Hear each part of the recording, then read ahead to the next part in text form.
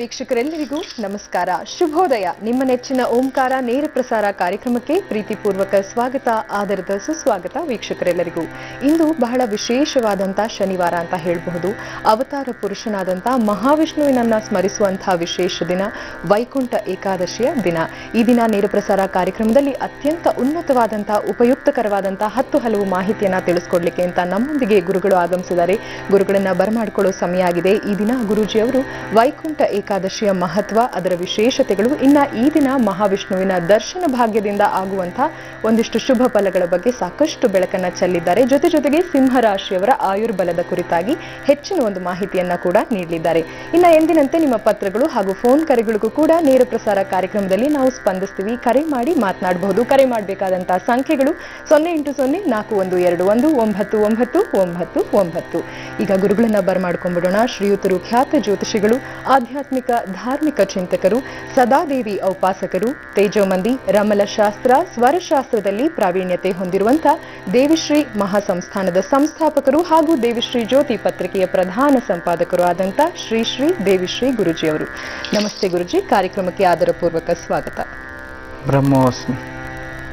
ಗುರುಜಿ, ಇಂದು ವೈಕುಂಠ ಏಕಾದಶಿಯ ದಿನ, ಪುಣ್ಯ ದಿನ. ಈ ದಿನದ ವಿಶೇಷತೆಗಳ ಬಗ್ಗೆ ತಿಳಿಸ್ಕೊಡಿ. ಮೊದಲಿಗೆ ಎಂದಿನಂತೆ ಪಂಚಾಂಗ ಶ್ರವಣ.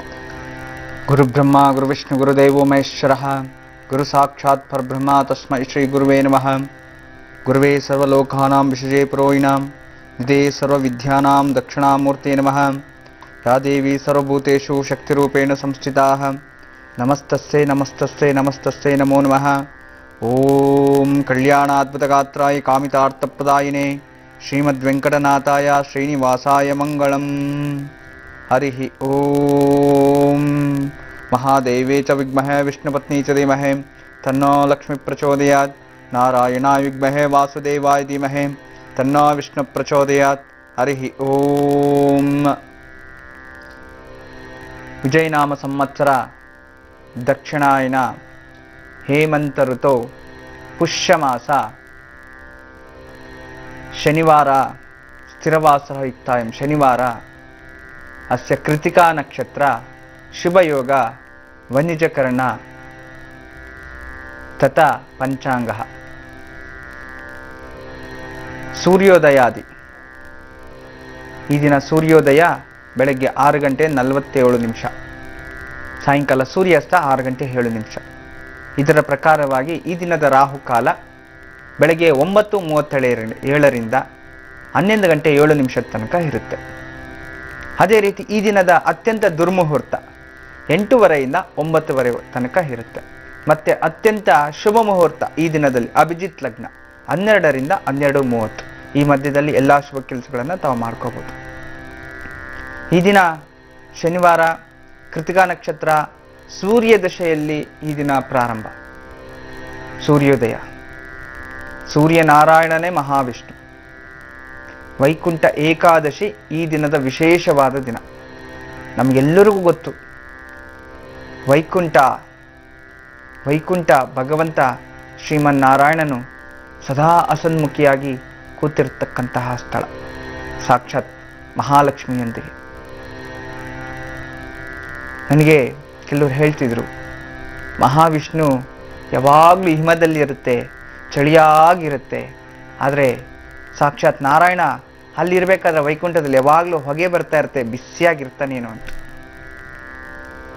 ಇವೆಲ್ಲವೂ ಸಹ ನಮಗೆ ಆ ಒಂದು ನಮ್ಮ ಮನಸ್ಸು ಯದ್ಭಾವಂ ತದ್ಭವತಿ, ನಮ್ಮ ಮನಸ್ಸು ಹೇಗಿರುತ್ತೋ ಆ ರೀತಿ ನಮಗೆ ಅದು ಪ್ರಕಾಶಮಾನವಾಗಿ ಕಾಣಿಸ್ತಾ ಇರುತ್ತೆ. ಮತ್ತೊಮ್ಮೆ ನನಗೊಬ್ಬರು ಪ್ರಶ್ನೆ ಕೇಳಿದ್ರು, ಗುರುಗಳೇ ಯಾವಾಗಲೂ ಮಹಾಲಕ್ಷ್ಮಿ ಮಹಾವಿಷ್ಣುವಿನ ಪಾದ ಒತ್ಕೊಂಡೇ ಇರ್ತಾಳಲ್ಲ, ಬೇರೆ ಇನ್ನು ಕೆಲಸನೇ ಇರಲ್ವಾ ಅಂತ.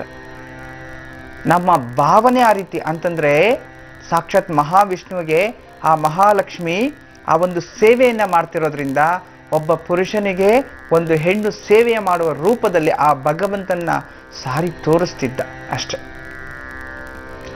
ಪುರುಷೋತ್ತಮ ಅಂತ ಹೇಳ್ತೀವಿ.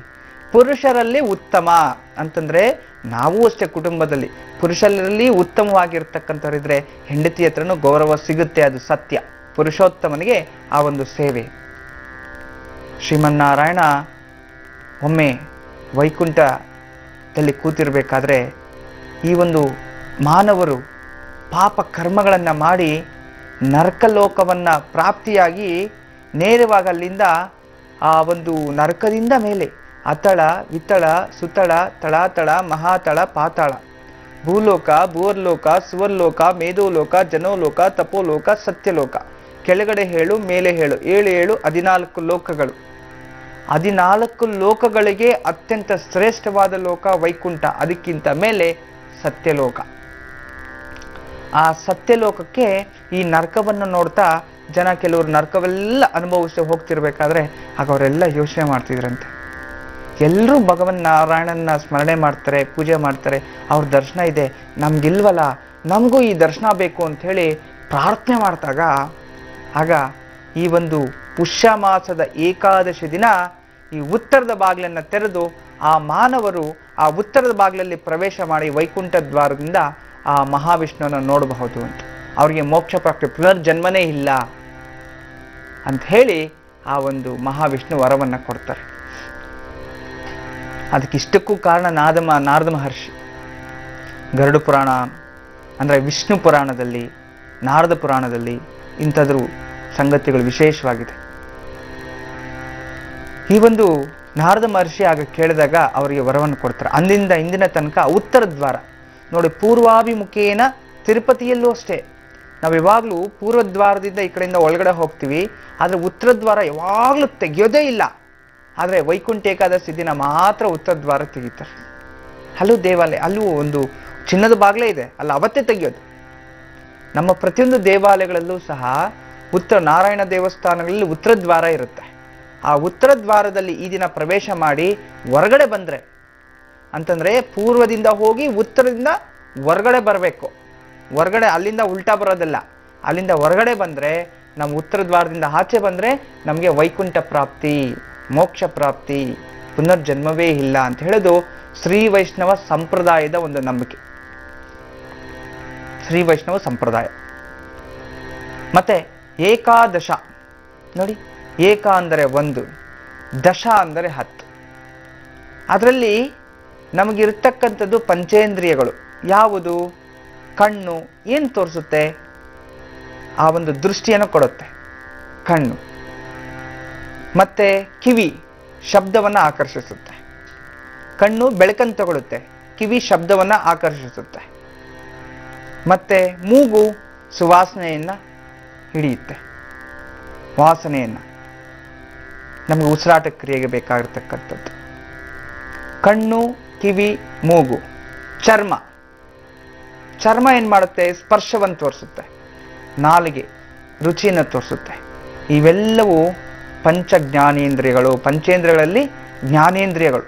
ಇದು ಜ್ಞಾನ. ಇವೆಲ್ಲ ನೋಡೋ ದೃಷ್ಟಿನೂ ಒಂದು ಜ್ಞಾನ, ರುಚಿ ನೋಡೋದೊಂದು ಜ್ಞಾನ, ಕಿವಿಯಲ್ಲಿ ಕೇಳಿಸ್ಕೊಳ್ಳೋದೊಂದು ಜ್ಞಾನ, ವಾಸನೆಯಲ್ಲಿ ಕಂಡುಹಿಡಿಯೋದೊಂದು ಜ್ಞಾನ, ಸ್ಪರ್ಶದಲ್ಲಿ ಕಂಡುಹಿಡಿಯೋದೊಂದು, ಇವೆಲ್ಲ ಜ್ಞಾನ ಸಿದ್ಧಾಂತಗಳು. ಇವು ಪಂಚಭೂತಗಳನ್ನು ಆಕರ್ಷಣೆ ಮಾಡ್ತಕ್ಕಂಥ ಮೇನ್. ಇನ್ನು ಕೈ ಕಾಲು 1, ಎರಡನೇದಾಗಿ ಒಳಗಡೆ ಇರ್ತಕ್ಕಂಥ ಹೃದಯ, ಮತ್ತೆ ಒಳಗಡೆ ಇರ್ತಕ್ಕಂಥ ಕೈ, ಕಾಲು, ತಲೆ, ದೇಹ, ಒಳಗಡೆ ಇರ್ತಕ್ಕಂಥ ಪಾಯ ಅಂತಂದ್ರೆ ಅಂಗಾಂಗಗಳು, ಮತ್ತೆ ಸ್ತನಗಳು, ಉಪಸ್ತನ ಅಂತ ಹೇಳ್ತೀವಿ. ಉಪಸ್ತನಗಳು ಅಂತಂದ್ರೆ ಒಳಗಡೆ ಇರತಕ್ಕಂಥ ಕೆಲವು ಪಾರ್ಟ್ಸ್, ಈ ಶ್ವಾಸಕೋಶಗಳು. ಇವೆಲ್ಲವೂ ಕ್ರಿಯಾಶೀಲೆ, ಕ್ರಿಯೆಯನ್ನು ಮಾಡ್ತಕ್ಕಂಥವು, ಚಲನವಲಯಗಳನ್ನು ಮಾಡ್ತಕ್ಕಂಥವು. ರಕ್ತವು ಚಲನೆ, ಒಂದು ಜಾಗದಲ್ಲಿ ನಿಂತ್ಕೊಂಡ್ರೆ ಏನಾಗುತ್ತೆ? ಅಲ್ಲೇ ಸ್ಟಾಪು. ನೋಡಿ, ನಮಗೆ ಬಿಳಿ ರಕ್ತ ಕಣಗಳು, ಕೆಂಪು ರಕ್ತ ಕಣಗಳು 2 ಇರುತ್ತೆ, ಹೌದಲ್ವಾ? ಬಿಳಿ ರಕ್ತ ಕಣಗಳು, ಕೆಂಪು ರಕ್ತ ಕಣಗಳು. ಇದು ರಕ್ತದಲ್ಲಿರತಕ್ಕಂಥ ಮೇಜರ್ ಪಾಯಿಂಟ್. ಬಿಳಿ ರಕ್ತ ಕಣಗಳು, ಕೆಂಪು ಕಣಗಳು. ಬಿಳಿ ರಕ್ತ ಕಣ ಅಂತಂದಾಗ ವಿಷ್ಣು, ಬಿಳಿ ರಕ್ತ ಕಣಗಳು ವಿಷ್ಣುವಿನ ಒಂದು ತತ್ವ. ಕೆಂಪು ರಕ್ತ ಕಣಗಳು ಯಾರು? ಕೆಂಪು ರಕ್ತ ಕಣಗಳು ಶಿವತತ್ವ, ಶಿವ ವಿಷ್ಣು ತತ್ವ. ಅಲ್ಲಿಬ್ಬರು ಐಕ್ಯರಾದರು. ಇನ್ನು ಬ್ರಹ್ಮತತ್ವ ಯಾವುದು? ಆ ಬ್ರಹ್ಮತತ್ವ, ಆ ಕೆಂಪು ಮತ್ತು ಬಿಳಿ ಸಜೀವವಾಗಿರ್ಬೇಕಲ್ವಾ? ಸ್ವಲ್ಪ ಆಚೆ ತೆಗೆದು ಆಚೆಗೆ ಹಾಕ್ಬಿಡಿ, ಏನಾಗುತ್ತೆ? ಗಟ್ಟಿ ಆಗ್ಬಿಡುತ್ತೆ, ಹೌದೋ ಇಲ್ವೋ? ವಾಸನೆ ಬಂದ್ಬಿಡುತ್ತೆ. ಅದು ಬರದೇ ಇರತಕ್ಕಂಥ ಕಾಪಾಡ್ತಕ್ಕಂಥದ್ದು ಬ್ರಹ್ಮವಿದ್ಯೆ, ಅದು ಬ್ರಹ್ಮಶಕ್ತಿ. 3 ಶಕ್ತಿಗಳು ಒಳಗಡೆ ಇದೆ: ಆಹಾರ, ನೀರು, ಗಾಳಿ, ಪ್ರಾಣವಾಯು. ಪ್ರಾಣವಾಯು, ಆಹಾರ, ಉಸಿರು. ನೀರು, ಆಹಾರ, ಗಾಳಿ ಮೂರಿದ್ರೆ ತಾನೇ ಮನುಷ್ಯ ಬದುಕೋದು. ಒಂದು ವಿಷ್ಣು, ಒಂದು ಶಿವ, ಒಂದು ಬ್ರಹ್ಮ. ಅದೇ ರೀತಿ ನಮ್ಮ ಕಣಕಣದಲ್ಲೂ ಸಹ ಭಗವಂತನ ಆ ಒಂದು ಶಕ್ತಿ ಇರ್ತಕ್ಕಂಥದ್ದು. ಯಾವ ಶಕ್ತಿ? ಪುರುಷನ ಶಕ್ತಿ. ಪುರುಷ ಈ ಜಗದೊದ್ದಡೆಯ, ಜಗತ್ತಕ್ಕೆ ಅವನೇ. ಅವನ ನಾಭಿಯಲ್ಲಿ ಸೃಷ್ಟಿಯಾಗಿರ್ತಕ್ಕಂಥದ್ದು ಬ್ರಹ್ಮ. ಆ ಒಂದು ಮಹಾವಿಷ್ಣುವಿನ ಒಂದು ಶಕ್ತಿ ನಮ್ಮ ಕಣಕಣದಲ್ಲೂ ಅಡಗಿರುತ್ತೆ. ಬಿಳಿ ರಕ್ತ ಕಣಗಳು ಕಮ್ಮಿ ಆಯ್ತು ಅಂದ್ರೆ ಏನಾಗುತ್ತೆ? ಮನುಷ್ಯ ಬದುಕೋದೇ ಕಷ್ಟ. ಬ್ಲಡ್ ಪ್ಲೇಟ್ಲೆಟ್ಸ್ ಕಮ್ಮಿ ಆದ್ರೆ ಮನುಷ್ಯ ಬದುಕೋದು ಕಷ್ಟ.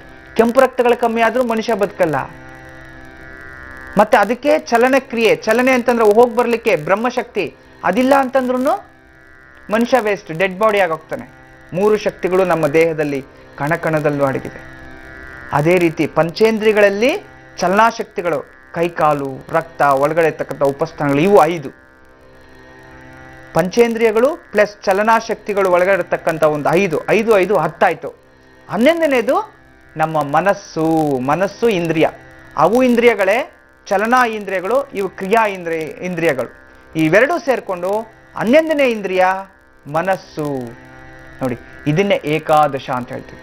ಇಷ್ಟು ಇದ್ರೆ ಮಾತ್ರ ಮನುಷ್ಯ ಬದುಕಲಿಕ್ಕೆ ಸಾಧ್ಯ ಅಂತ. ಇಷ್ಟು ಏಕಾದಶ ಇಂದ್ರಿಯಗಳನ್ನೂ ಸಹ ಒಂದು ವೈಜ್ಞಾನಿಕವಾಗಿ ನಾವು ಹಿಡಿತದಲ್ಲಿ ಇಟ್ಕೋಬೇಕು ಅನ್ನೋ ದೃಷ್ಟಿಯಿಂದ ಏಕಾದಶಿಯನ್ನು ಆಚರಣೆ ಮಾಡತಕ್ಕಂಥದ್ದು.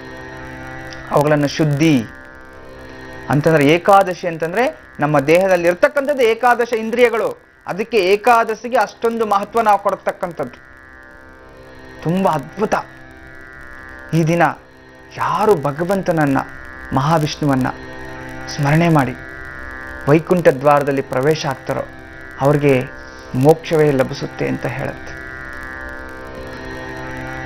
ಗೋವಿಂದ ಗೋವಿಂದ ನೋಡಿ, ಆ ಭಗವಂತನ ನಾಮಸ್ಮರಣ, ನಾರಾಯಣ, ವಾಸುದೇವ ಹೇಳ್ಕೊಳ್ಳಿಕ್ಕೆ ಎಷ್ಟೋ ಒಂದು ಉಲ್ಲಾಸ ಮನಸ್ಸಲ್ಲಿ. ಯಾವುದೋ ಒಂದು ಶಕ್ತಿ ನಮ್ಮಲ್ಲಿ. ನೋಡಿ, ನಾವೆಲ್ಲರೂ ಭಗವಂತನನ್ನ ಮೈ ಮರೆತು ಹೇಳುವಂತ ನಾಮಪದ ಅಂದ್ರೆ ಗೋವಿಂದ, ನಾರಾಯಣ ಅಂತ. ಎಷ್ಟು ಉಲ್ಲಾಸದಿಂದ ಹೇಳ್ತೀವಿ ಭಗವಂತನ ನಾಮಸ್ಮರಣ, ಎಲ್ಲವನ್ನೂ ಮರ್ತೋಗಿ ಹೇಳುವಂಥದ್ದು.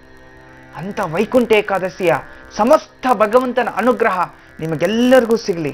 ಆ ಒಂದು ಗರುಡನ ಸಮೇತವಾಗಿ, ಮಹಾಲಕ್ಷ್ಮಿ ಪದ್ಮಾವತಿಯ ಸಮೇತವಾಗಿ ಶ್ರೀಮದ್ ವೆಂಕಟೇಶ್ವರ ನಾರಾಯಣ ಪರಿಪೂರ್ಣ ಅನುಗ್ರಹ, ಕೃಪಾ ಕಟಾಕ್ಷ ನಿಮ್ಮೆಲ್ಲರಿಗೂ ಸಿಗಲಿ. ನಿಮ್ಮೆಲ್ಲರಿಗೂ ಓಂ ನಮೋ ನಾರಾಯಣಾಯ.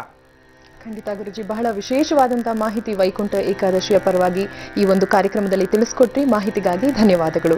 ಭಾನುವಾರ ಇನ್ನೇನು ನಾಳೆ ಬಂದೇ ಬಿಡ್ತು. ಭಾನುವಾರ ಅಂದ್ರೆ ಬಹಳ ವಿಶೇಷವಾದಂತಹ ದಿನ. ಗುರುಗಳಿಂದ ಮಂತ್ರದ ಉಪದೇಶವನ್ನ ಪಡ್ಕೊಳ್ಳುವಂತಹ ವೈಶಿಷ್ಟ್ಯಕರವಾದಂತಹ ದಿನ. ನಾಳೆ ಕೂಡ ವಿಶೇಷವಾದಂತಹ ಸೂರ್ಯ ತಂತ್ರ ಮಂತ್ರವನ್ನ ಗುರುಜಿ ಅವರು ನಮ್ಮೆಲ್ಲರಿಗೂ ಉಪದೇಶ ಮಾಡಲಿದ್ದಾರೆ.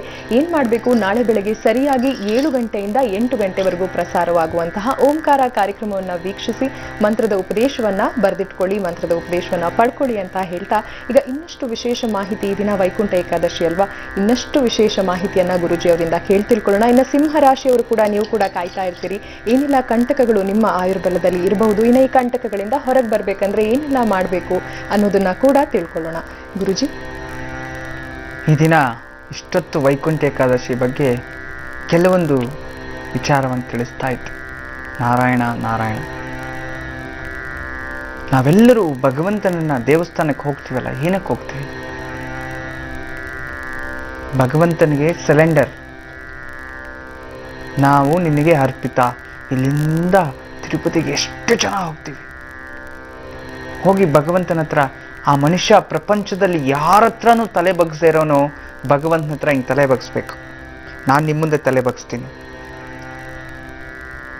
ಆದ್ರೆ ಭಗವಂತನ ಹತ್ರ ಎಲ್ಲ ಮನುಷ್ಯ ಎಂಥ ಅಹಂಕಾರಿಯಾಗಿದ್ರು, ಎಂಥ ಕೋಪಿಷ್ಠನಾಗಿದ್ರು, ಆ ಮನುಷ್ಯ ಯಾವ ರೀತಿ ಸಿಂಹ ಥರ ಬದುಕಿದ್ರು ಸಹ ಕೊನೆಗೆ ಭಗವಂತನ ಹತ್ರ ಹೋಗಿ ನಾರಾಯಣ ಅಂತೇಳಿ ಮಾಡಿರೋ ಕರ್ಮಕ್ಕೆಲ್ಲ ತಗೋಪ್ಪ ಅಂಥೇಳಿ ಕೋಟಿ ಕೋಟಿ ದುಡ್ಡು ಸುರಿದುಬಿಟ್ಟು ಬರ್ತಾರೆ. ಪ್ರಪಂಚನೇ ಹಾಗೆ. ಭಗವಂತನಿಗೆ ಸಿಲಿಂಡರ್ ಆಗದಿರೋನು ಇನ್ನೊಬ್ಬ ಇಲ್ಲ ಅಂತ ಹಿಟ್ಲರ್ ಕೂಡ ಹಿಮಾಲಯದಲ್ಲಿ ಬಂದು ಅಲ್ಲಿ ಸಿಲಿಂಡರ್ಗೆ ಹಂಗೆ ವಾಪಸ್ ಹೊರಟದ. ನಮ್ಮ ಸನಾತನ ಧರ್ಮ ಹಾಗೆ, ಭಗವಂತನ ಶಕ್ತಿ ಹಾಗೆ. ಒಂದು ಆ ಶಕ್ತಿ, ಚೈತನ್ಯ ಶಕ್ತಿಯನ್ನು ಎಷ್ಟು ಹೊಗಳಿದ್ರೂ ಸಾಕಾಗಲ್ಲ. ನೋಡಿ, ಕೆಲವರು ಎಷ್ಟೋ ಜನ ಏನ್ ಮಾಡ್ತಾರೆ, ಅತಿ ಹೆಚ್ಚು ಬಡ್ಡಿ ವ್ಯಾಪಾರ ಮಾಡತಕ್ಕಂಥವ್ರು, ಫೈನಾನ್ಷಿಯಲ್ ಇರೋರು ಜಾಸ್ತಿ ವಿಷ್ಣುವನ್ನ ಆರಾಧನೆ ಮಾಡ್ತಾರೆ. ಕೊನೆಗೆ ವರ್ಷಕ್ಕೊಂದ್ಸಲಿ 1 ಲಕ್ಷ 2 ಲಕ್ಷ ತಗೊಂಡೋಗ್ಬಿಟ್ಟು ದೇವಸ್ಥಾನ ಉಂಡಿಗೆ ಹಾಕ್ಬಿಟ್ಟು ಬಂದ್ಬಿಡ್ತಾರೆ. ಏನಕ್ಕೆ? ಇಲ್ಲಿ ಜನಗಳ ಹತ್ರ ಬೈದು ಅದು ಮಾಡಿ ಇದು ಮಾಡಿ ಎಲ್ಲ ವಸೂಲಿ ಮಾಡ್ಕೊಂಡಿರ್ತಾರೆ. ಆ ಕರ್ಮ ಎಲ್ಲ ನನ್ನ ಮಕ್ಳಿಗೆ ಬರ್ದೇ ಇರ್ಲಿನಪ್ಪ, ಪರಮಾತ್ಮ ಕ್ಷಮಿಸ್ಬಿಡು ಅಂತ ಹೇಳಿ ಭಗವಂತನಿಗೆ ಅಲ್ಪ ಸ್ವಲ್ಪ ಪಾಲ್ ಕೊಟ್ಟು ಬರೋದು. ಅಷ್ಟೇ ಅಲ್ಲ, ವಿಷ್ಣು ತಿರುಮಲ ತಿರುಪತಿಯಲ್ಲಿ ಇರತಕ್ಕಂತಹ ಒಂದು ವೆಂಕಟೇಶ್ವರನ ಕತೆ ನಿಮ್ಗೆ ಗೊತ್ತಿದೆ. ಆತನು ಒಂದು ಗೊಲ್ಲರ ಜನಾಂಗದಲ್ಲಿ ಹುಟ್ಟಿ ಗೋಪಾಲಕರ ಜನಾಂಗದಲ್ಲಿ ಜನನವನ್ನು ತಾಳಿ ಅಲ್ಲಿ ನಿಂತ್ಕೊಂಡು ತಾನು ಮಹಾಲಕ್ಷ್ಮಿಯನ್ನ ಪದ್ಮಾವತಿನ ಮದುವೆ ಹಾಕಬೇಕು ಅಂತಂದಾಗ ಆಗ ನಾರದ ಮಹರ್ಷಿ, ನಿನ್ನ ಹತ್ರ ದುಡ್ಡೇ ಇಲ್ಲ, ಆ ಒಂದು ಮಹಾರಾಜನ ಮಗಳು ತುಂಬ ಶ್ರೀಮಂತರು, ಆ ರೀತಿಯಾಗಿ ನೀನು ಅವರೇ ಮದುವೆ ಮಾಡಿಕೊಡೋದು ಅಷ್ಟು ಒಳ್ಳೆಯದಲ್ಲ, ನೀನು ಮಾಡ್ಕೋಬೇಕು, ನಿನ್ನ ಹತ್ರ ಏನೂ ಇಲ್ವಲ್ಲ ಆಸ್ತಿ, ಏನು ಮಾಡಲಿ ಇದಕ್ಕೆ ಅಂತಂದಾಗ ಆಗ ನಾರದ ಮಹರ್ಷಿ ಕುಬೇರನ ಬಳಿ ಸಾಲವನ್ನು ಪಡೆದು ಕೊಡ್ತೀನಿ, ಆ ಸಾಲವನ್ನು ನೀನು ತೀರಿಸ್ಬೇಕು ಅಂತ ಹೇಳಿ ಕುಬೇರನ ಬಳಿ ಹೋಗಿ ಆ ಸಾಲವನ್ನು ದುಡ್ಡನ್ನು ತಗೊಳ್ತಾರೆ. ಆ ದುಡ್ಡನ್ನು ತಗೊಂಡು ಆ ವೆಂಕಟೇಶ್ವರನಿಗೆ ಮದುವೆ ಆಗುತ್ತೆ. ಆಗ ಆ ಕಲಿಯುಗದಲ್ಲಿ ಇರ್ತಕ್ಕಂಥ ವೆಂಕಟೇಶ್ವರ ಕಲಿಯುಗ ತನಕ ನಿನಗೆ ದುಡ್ಡನ್ನು ಕೊಡ್ತೀನಿ, ಸಾಲವನ್ನು ತೀರಿಸ್ತೀನಿ ಕಲಿಯುಗ ಕಂಪ್ಲೀಟ್ ಆಗೋಷ್ಟು ಒಳಗಡೆ ಅಂತ ಹೇಳಿ ಆ ಕಲಿಯುಗದ ದೈವ ಶ್ರೀನಿವಾಸ, ಆ ಶ್ರೀನಿವಾಸನಿಗೆ ಅದಕ್ಕೆ ನಾವೆಲ್ಲ ದುಡ್ಡು ಕೊಡ್ತಾರೆ ಆ ಕೋಟಿ ಕೋಟಿ ಹಣ ಆಸ್ತಿ ದುಡ್ಡೆಲ್ಲವೂ ಕುಬೇರನ ಸನ್ನಿಧಿಗೆ ಹೋಗುತ್ತೆ ಅಂತ. ಅಲ್ಲಿ ಆ ಒಂದು ಸಾಲವನ್ನ ಮಾಡಿ ಮದುವೆ ಮಾಡ್ಕೊಂಡಿರೋದ್ರಿಂದ ಆ ಸಾಲ ತೀರಿಸಲಿಕ್ಕೆ.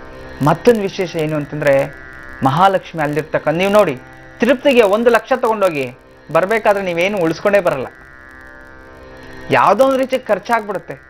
ಆ ಹೆಣ್ಮಕ್ಳ ಹತ್ರ ಅಲ್ಲ, ಪುರುಷರ ಹತ್ರ ವಿಶೇಷವಾಗಿ. ಗಂಡಸ ಹತ್ರ ನೀವು ಎಷ್ಟೇ ದುಡ್ಡು ತಗೊಂಡೋಗಿ ಅಲ್ಲಿಂದ ಉಳಿಸ್ಕೊಂಡ್ ಬರೋದಕ್ಕೆ ಆಗೋದೇ ಇಲ್ಲ, ಖಾಲಿ ಮಾಡ್ಕೊಂಡ್ ಬಂದ್ಬಿಡ್ತಾರೆ. ತಿರುಪತಿಯ ಕ್ಷೇತ್ರ ಮಹಿಮೆನೇ ಆ ರೀತಿ. ಅಲ್ಲಿರೋ ಮಹಾಲಕ್ಷ್ಮಿ ಪದ್ಮಾವತಿ ಹೇಗೆ ಅಂತಂದ್ರೆ, ನೀವು ತಗೊಂಡ್ಬಂದು ನಾನು ಕೊಟ್ಟು ಗಂಡ ಸಾಲ ತೀರಿಸಿ ಅನ್ನೋ ಒಂದು ಲಕ್ಷ್ಮಿ ಅಲ್ಲಿ ಕೂತಿದ್ದಾಳೆ. ಮತ್ತೆ ಕೊಲ್ಲಾಪುರ ಮಹಾಲಕ್ಷ್ಮಿ ನಮಗೆ ಗೊತ್ತಲ್ಲ, ಆ ಮಹಾಲಕ್ಷ್ಮಿ ಕೊಡೋವಂಥವಳು, ಅಲ್ಲಿರೋ ಮಹಾಲಕ್ಷ್ಮಿ ಕೊಡೋವಳು, ಇಲ್ಲಿರೋ ಮಹಾಲಕ್ಷ್ಮಿ ತಗೊಳ್ಳೋವಳು. ಅದರಿಂದ ನಾವು ಯಾವತ್ತೇ ಆಗಲಿ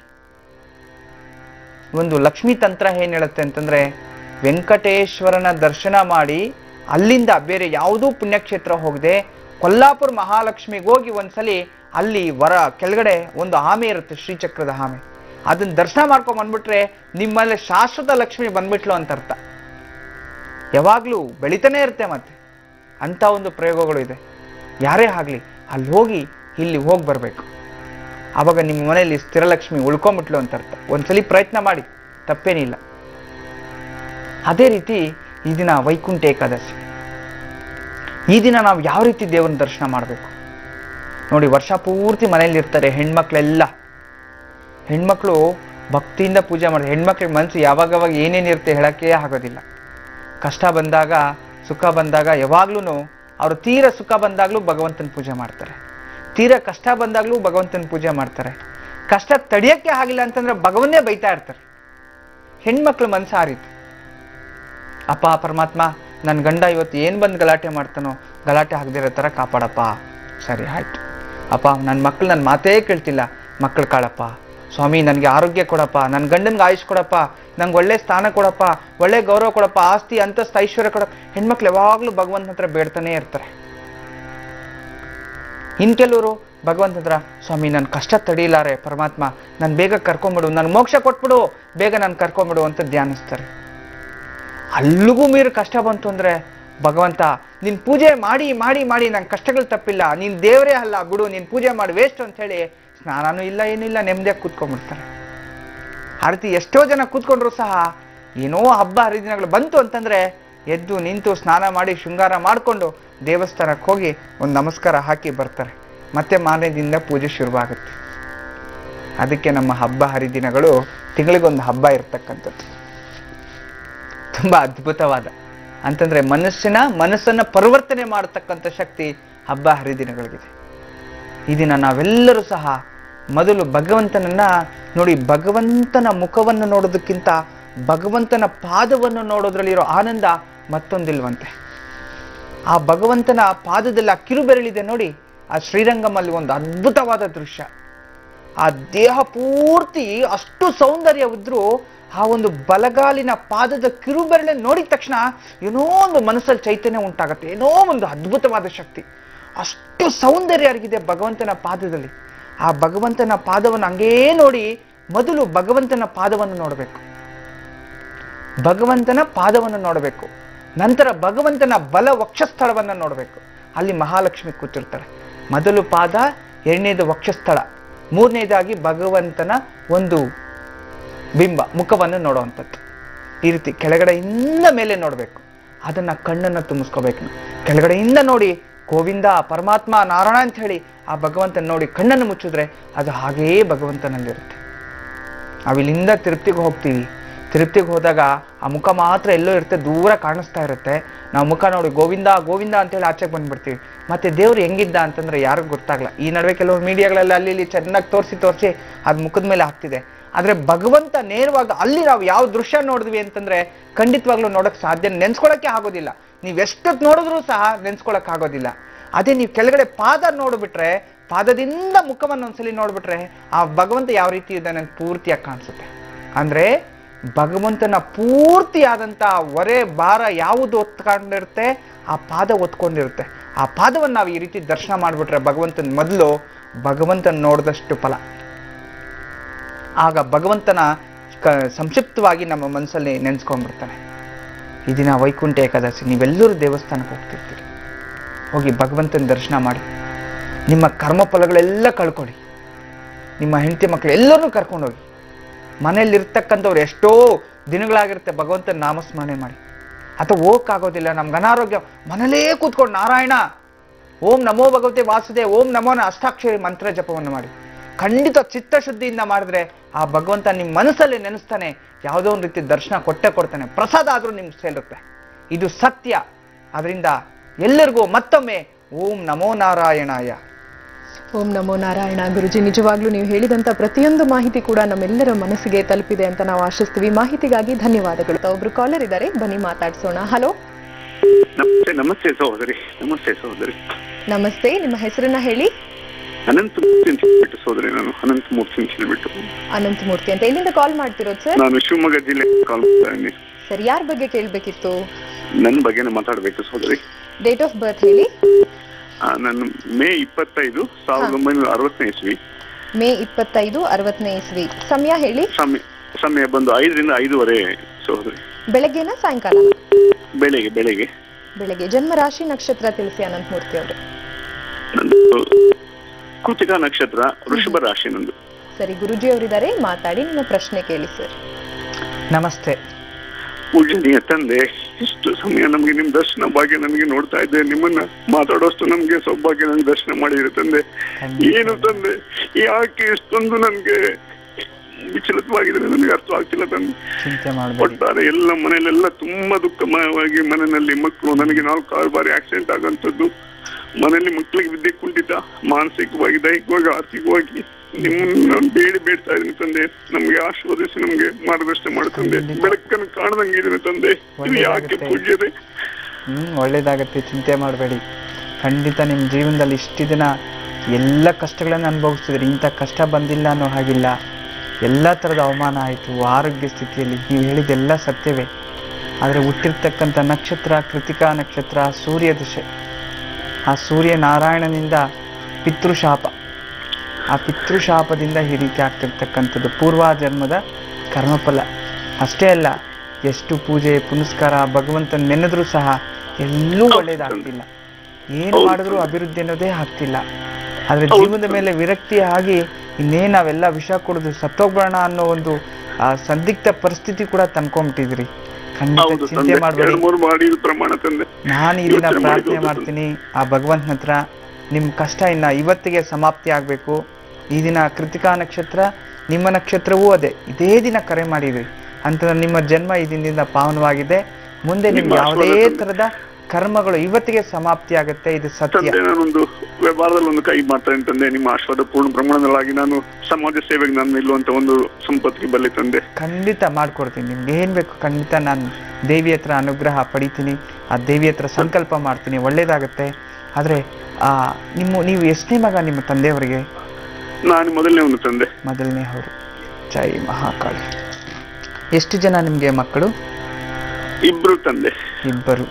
ಚಿಂತೆ ಮಾಡಿ. ದೊಡ್ಡವನ ಹೆಸರು ಬಲವಂತ ಅಭಿಮಾನ್, ಚಿಕ್ಕವನು ದೇವನ್ ಸಬಿಜ್ಞಾನ್. ಓಕೆ, ತೊಂದರೆ ಇಲ್ಲ. ಆದರೆ ಜನ್ಮ ಜಾತಕದಲ್ಲಿ, ನಿಮ್ಮ ಜನ್ಮ ಜಾತಕದಲ್ಲಿ ಪಿತೃದೋಷಕ್ಕಿಂತ ಅಧಿಕವಾಗಿ ಬ್ರಹ್ಮಹತ್ಯೆ ದೋಷವನ್ನು ತೋರಿಸ್ತಿದೆ. ಬ್ರಹ್ಮಹತ್ಯೆ ದೋಷ ಎಲ್ಲೋ ಗೊತ್ತಿಲ್ದನೋ, ನೀವಂತೂ ಮಾಡಿರೋದಲ್ಲ, ಪೂರ್ವ ಜನ್ಮದ ಕರ್ಮಫಲದಿಂದ ಅನುಭವಿಸ್ತಿದ್ರಿ. ಅದೇ ರೀತಿ ಪಾಪ ಮನೆಯಲ್ಲಿ ಅಮ್ಮನವರು ಸಹ, ಆ ಒಂದು ಸಹಧರ್ಮ ಪತ್ನಿಯವರು ಸಹ ತುಂಬ ನೊಂದಿದ್ದಾರೆ. ಮಕ್ಕಳಿಂದನೂ ನಿಮಗೆ ನೆಮ್ಮದಿ ಇಲ್ಲ, ಎಲ್ಲ ಕಡೆಯಿಂದನೂ ನೆಮ್ಮದಿ ಹಾಳಾಗ್ತಾ ಇದೆ. ಅಂತಂದರೆ ಅವತ್ತಿಂದ ಇಂದಿನ ತನಕ ನಿಮ್ಮಿಂದ ಎಲ್ಲರೂ ಉಪಯೋಗ ಪಡೆದಂಥವ್ರೆ, ಆದರೆ ಕೊನೆಗೆ ಎಲ್ಲರೂ ವಂಚನೆ ಮಾಡ್ತಕ್ಕಂಥವ್ರೆ.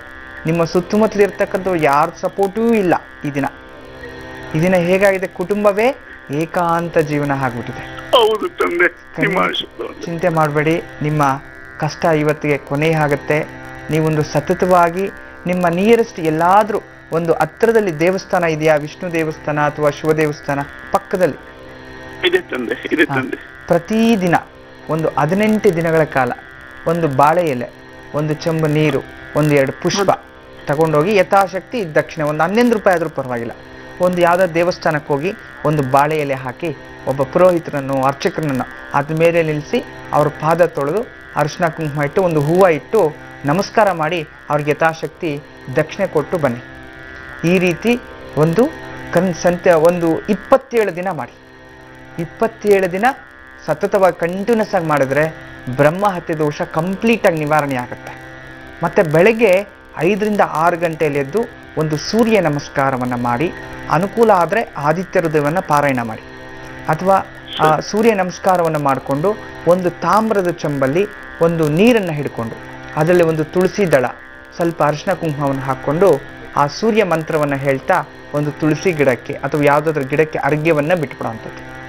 ಈ ರೀತಿ ಮಾಡಿಕೊಂಡು ಪ್ರತಿದಿನ ರಾತ್ರಿ ಮಲಗಕ್ಕಿಂತ ಮುಂಚಿತವಾಗಿ ಉದ್ದಿನ ಹಿಟ್ಟು ಸ್ವಲ್ಪ ತಗೊಂಡು ಅದನ್ನು ಸ್ವಲ್ಪ ಹಾಲು ಹಾಕಿ ಕಲಸಿ ಅದರ ಮೇಲೆ ಸ್ವಲ್ಪ ತುಪ್ಪ ಹಾಕಿ ಒಂದು ದೀಪ ಹಚ್ಚಿ, ರಾತ್ರಿ ಮಲಗಕ್ಕಿಂತ ಮುಂಚಿತವಾಗಿ ದೇವ್ರ ಮನೆಯಲ್ಲಿ ಮಚ್ಚಿ ಒಂದು 2 ನಿಮಿಷ ಕಾಲ ಆ ದೀಪವನ್ನೇ ನೋಡಿ ಆ ನಮಸ್ಕಾರ ಮಾಡ್ಕೊಂಡು ಹೋಗಿ ಮಲ್ಕೊಳ್ಳಿ. ಕೈಕಾಲು ಮುಖ ತೊಳ್ಕೊಂಡು ಆದ ನಂತರ ಈ ದೀಪ ಹಚ್ಚಿ ಹೋಗಿ ಮಲ್ಕೊಳ್ಳಿ.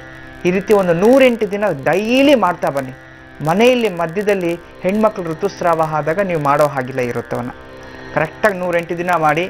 ಖಂಡಿತವಾಗ್ಲೂ ಸಮಾಜ ಸೇವೆ, ದೇಶ ಸೇವೆ, ಕುಟುಂಬ ಸೇವೆ, ನಮ್ಮಂಥವ್ರ ಸೇವೆ, ಎಲ್ಲರ ಸೇವೆಯೂ ನಿಮಗೆ ಸಿಗುವಂತಾಗಲಿ ನಾನು ಪ್ರಾರ್ಥನೆ ಮಾಡ್ತಾ ಇದ್ದೀನಿ. ನಿಮ್ಮ ಕರ್ಮ ಇವತ್ತಿಗೆ ತೊಲಗಲಿ. ಶ್ರೀಮನ್ನಾರಾಯಣ ಒಳ್ಳೇದಾಗಲಿ. ಮೂರ್ತಿಯವರೇ ನಮಸ್ತೆ. ಒಬ್ರು ಕಾಲರ್ ಹೈದರಾಬಾದಿಂದ ಕರೆ ಮಾಡಿದ್ದಾರೆ, ಬನ್ನಿ ಮಾತಾಡ್ಸೋಣ. ಗುರುಜಿ. ಹಲೋ. హలో గురూజీ. నమస్తే. నమస్తే గురూజీ. నేను సికింద్రాబాద్ నుంచి, నా పేరు భవానీ అండి. ఓకే. నేను నా హెల్త్ గురించి అడుగుదామని చెప్పి మీకు ఫోన్ చేశానండి. ఓకే. Date of birth? నాకేమో date of birth actually 19th night 20th morning వస్తుంది. బిట్వీన్ 2 and 3 బాన్ అయ్యాను. ఓకే. అయితే కొంతమంది ఏమో నక్షత్రం పూర్వభాద్ర అండి, కొంతమంది ఏమో నాది కుంభరాశి అంటున్నారు, కొంతమంది మీనరాశి అంటున్నారు. టైం సరిగా తెలియదు. దాంతో నాది ఏ రాశో కూడా నాకు తెలియట్లేదు. కుంభరాశి వస్తుందో. ఓకే, చూద్దాం తల్లి. నేను రమల శాస్త్రంలో చూస్తాను. ఏ నక్షత్రం ఏ రాశి ఫస్ట్ దాన్ని ఫైండ్ అవుట్ చేసుకున్నాము. ఓకేనండి. ఓకే. జై మహాకాళి. ఓకే. పంచమస్థ షష్టమ స్థాన అంటే పూర్వపాద్ర నక్షత్రము 1వ పాదంలో కుంభరాశిలో మీ జననమైంది తల్లి. మీరు దాన్నే ఇక ఫాలో చేయండి. కుంభరాశి కరెక్ట్గానే ఉంది. ఎందుకంటే మీ ఆవభావాలు, తర్వాత మీ వాక్ అంటే మీ స్వరము అంతా ప్రతి ఒక్కటి కుంభశాస్త్రంలోనూ తెలుస్తుంది. మీరు దాన్ని ఫాలో చేసుకోండి. మంచిగా లైఫ్ చాలా బాగుంది. కానీ హెల్త్ ఇష్యూస్, తర్వాత ఫుల్ ఫ్యామిలీలోనూ కొంచెం అంతా మీకు శాంతి లేదు తల్లి. శాంతి లేదు. లైఫ్ నడుస్తూ ఉంది, కానీ లైఫ్లో చాలా స్ట్రగల్స్ వచ్చాయి మీకు. చాలా మంచి స్థాయికి వెళ్తారు ముందరికి. చాలా కళలు ఉన్నాయి మీకు. కళలంతా నెరవేరుతాయి. ఖచ్చితంగా మంచిది అవుతుంది. కానీ మీ జన్మజాతకంలో కుజుడు తర్వాత రాహు ఒకే స్థానంలో ఉండే దానివల్ల ఏమవుతుందంటే హెల్త్ ఇష్యూస్ మేజర్ ఉంది. మీకు కొంచెం యూట్రస్ ప్రాబ్లం వస్తుంది. అంతేకాకుండా ఈ బోన్స్ పెయిన్స్ ఎక్కువ ఉంటుంది. తర్వాత నడుము నొప్పి ఎక్కువ వస్తూ ఉంటుంది. ఈ 3 కాకుండా అప్పుడప్పుడు ఈ వెరీ నియరెస్ట్ అమావాస్య పౌర్ణమి రోజు చాలా టైర్డ్ అయిపోయాడు మాదిరి. అంటే హెడేక్ వచ్చి చాలా అంటే దేహంలో పూర్తి నిశ్శక్తి లాగా అవుతూ ఉంటుంది. అవునండి. ఇదే మీకు వస్తూ ఉంటుంది. దీని గురించి మీరు ఏం బాధపడకండి. నేను ఒక చిన్న ఒక తంత్ర ప్రయోగం చెప్తాను, దాన్ని ఫాలో చేసుకోండి, ఖచ్చితంగా మంచి ఫలాలు మీరు పొందవచ్చు. మీ ఇంటి కులదైవం ఎవరు? దత్తాత్రేయ అండి. దత్తాత్రేయ గురువు గారు, చాలా మంచిది. మీ గోత్రం ఏంటి? మాది కౌశికస గోత్రం అండి. ఓకే, వెజిటేరియన్సా మీరు? అవునండి, మేము బ్రాహ్మిన్స్ అండి, తెలుగు బ్రాహ్మిన్స్. సరే మా, చాలా మంచిది. మీరు ప్రతి సోమవారం రోజు మార్నింగ్ 7:30 to 9 రాహుకాలం ఉంటుంది. ఈ రాహుకాలంలో మీ ఇంటిలో కానీ లేదా శివ మందిరంలో, శివాలయంలో కానీ బిల్వార్చన చేయాలి. రాహుకాలంలోనే చేయాలి. మీరైనా చేసుకోండి, లేదా శివాలయంకి వెళ్ళి బిల్వార్చన చేయించడానికి. ఇలా ఒక 16 సోమవారాలు చేయించిన తర్వాత ప్రతి సోమవారం సాయంత్రం మార్నింగ్ బిల్వార్చన చేయాలి. సోమవారం సాయంత్రం మీరు ఒక బెల్లం పైన నెయ్యి దీపం వెలిగించాలి.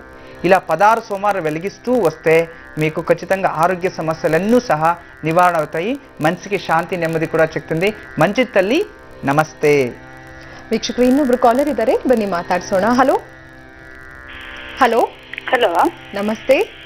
ನಮಸ್ತೆ ಮೇಡಮ್. ಹೇಳಿಮ್ಮ, ನಿಮ್ಮ ಹೆಸರನ್ನ ತಿಳಿಸಿ. ನನ್ನ ಹೆಸರು ಮಾಧವಿ ಅಂತ, ಮೈಸೂರಿಂದ ಮಾತಾಡ್ತಾ ಇದ್ದೀನಿ.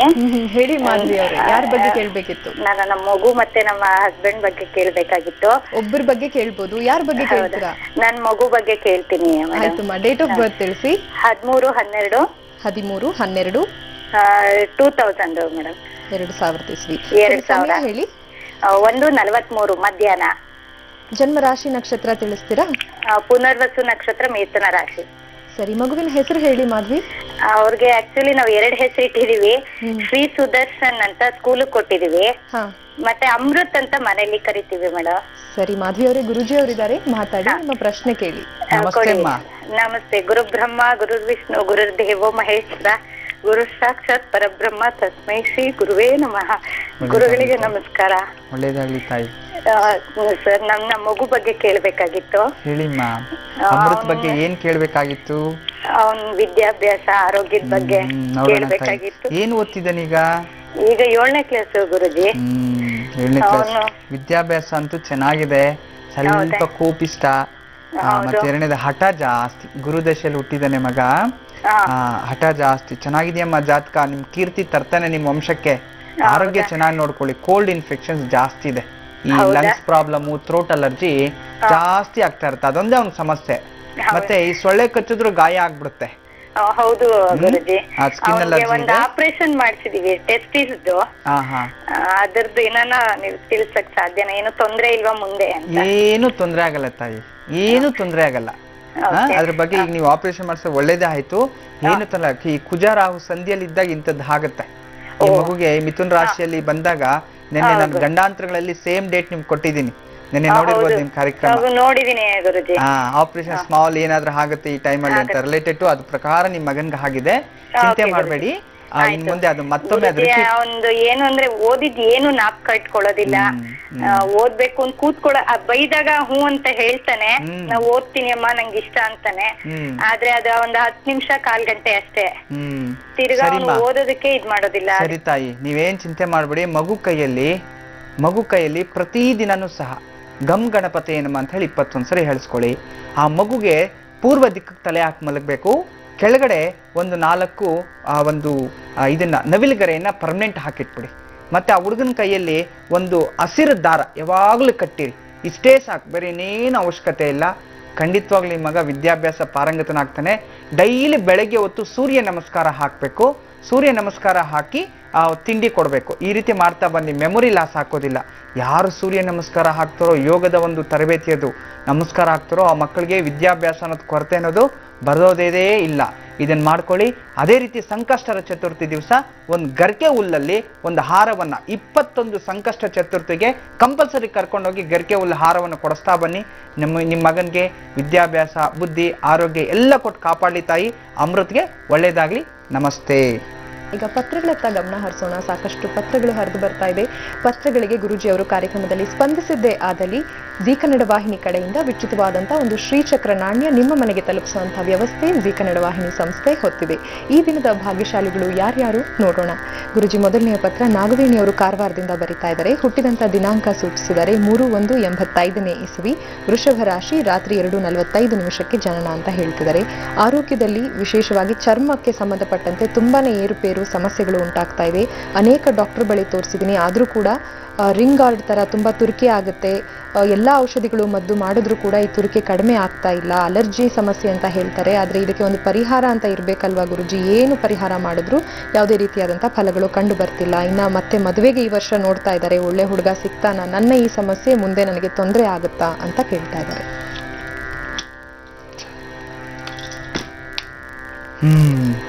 ನಿನ್ನ ಆರೋಗ್ಯ ಸಮಸ್ಯೆ 6ನೇ ಸ್ಥಾನ ಆರೋಗ್ಯ ಸ್ಥಾನ 4+2 ತೋರಿಸಿದೆ. ಸಂಕ್ಷಿಪ್ತ ನಿಮ್ಮ ಪ್ರಶ್ನೆ ಖಂಡಿತವಾಗ್ಲೂ ತುಂಬ ಉತ್ತಮವಾದ ಸ್ಥಿತಿಯಲ್ಲಿ ಕೇಳಿದಿರಿ. ಒಂದು ವೈಜ್ಞಾನಿಕವಾದ ಪ್ರಶ್ನೆ ಇದು. ಪರಿಹಾರ ಇಲ್ಲೇಬೇಕು, ಭಗವಂತನನ್ನು ಸ್ಮರಣೆ ಮಾಡಬೇಕು. ಒಂದು 64 ದಿನ ನಾಗರ್ಕಲ್ಗೆ ಡೈಲಿ ಹೋಗಿ ಹಾಲು ಹಾಕ್ಕೊಂಬನ್ನಿ. ಆ ಭಗವಂತನಿಗೆ ಹಾಲು ಹಾಕಬೇಕಾದ್ರೆ ಕ್ಲೀನಾಗಿ ನೀವೇನು ಮಾಡಬೇಕು, ಕಸ್ತೂರಿ ಅರಿಶಿಣ ಅಂತ ಸಿಗುತ್ತೆ.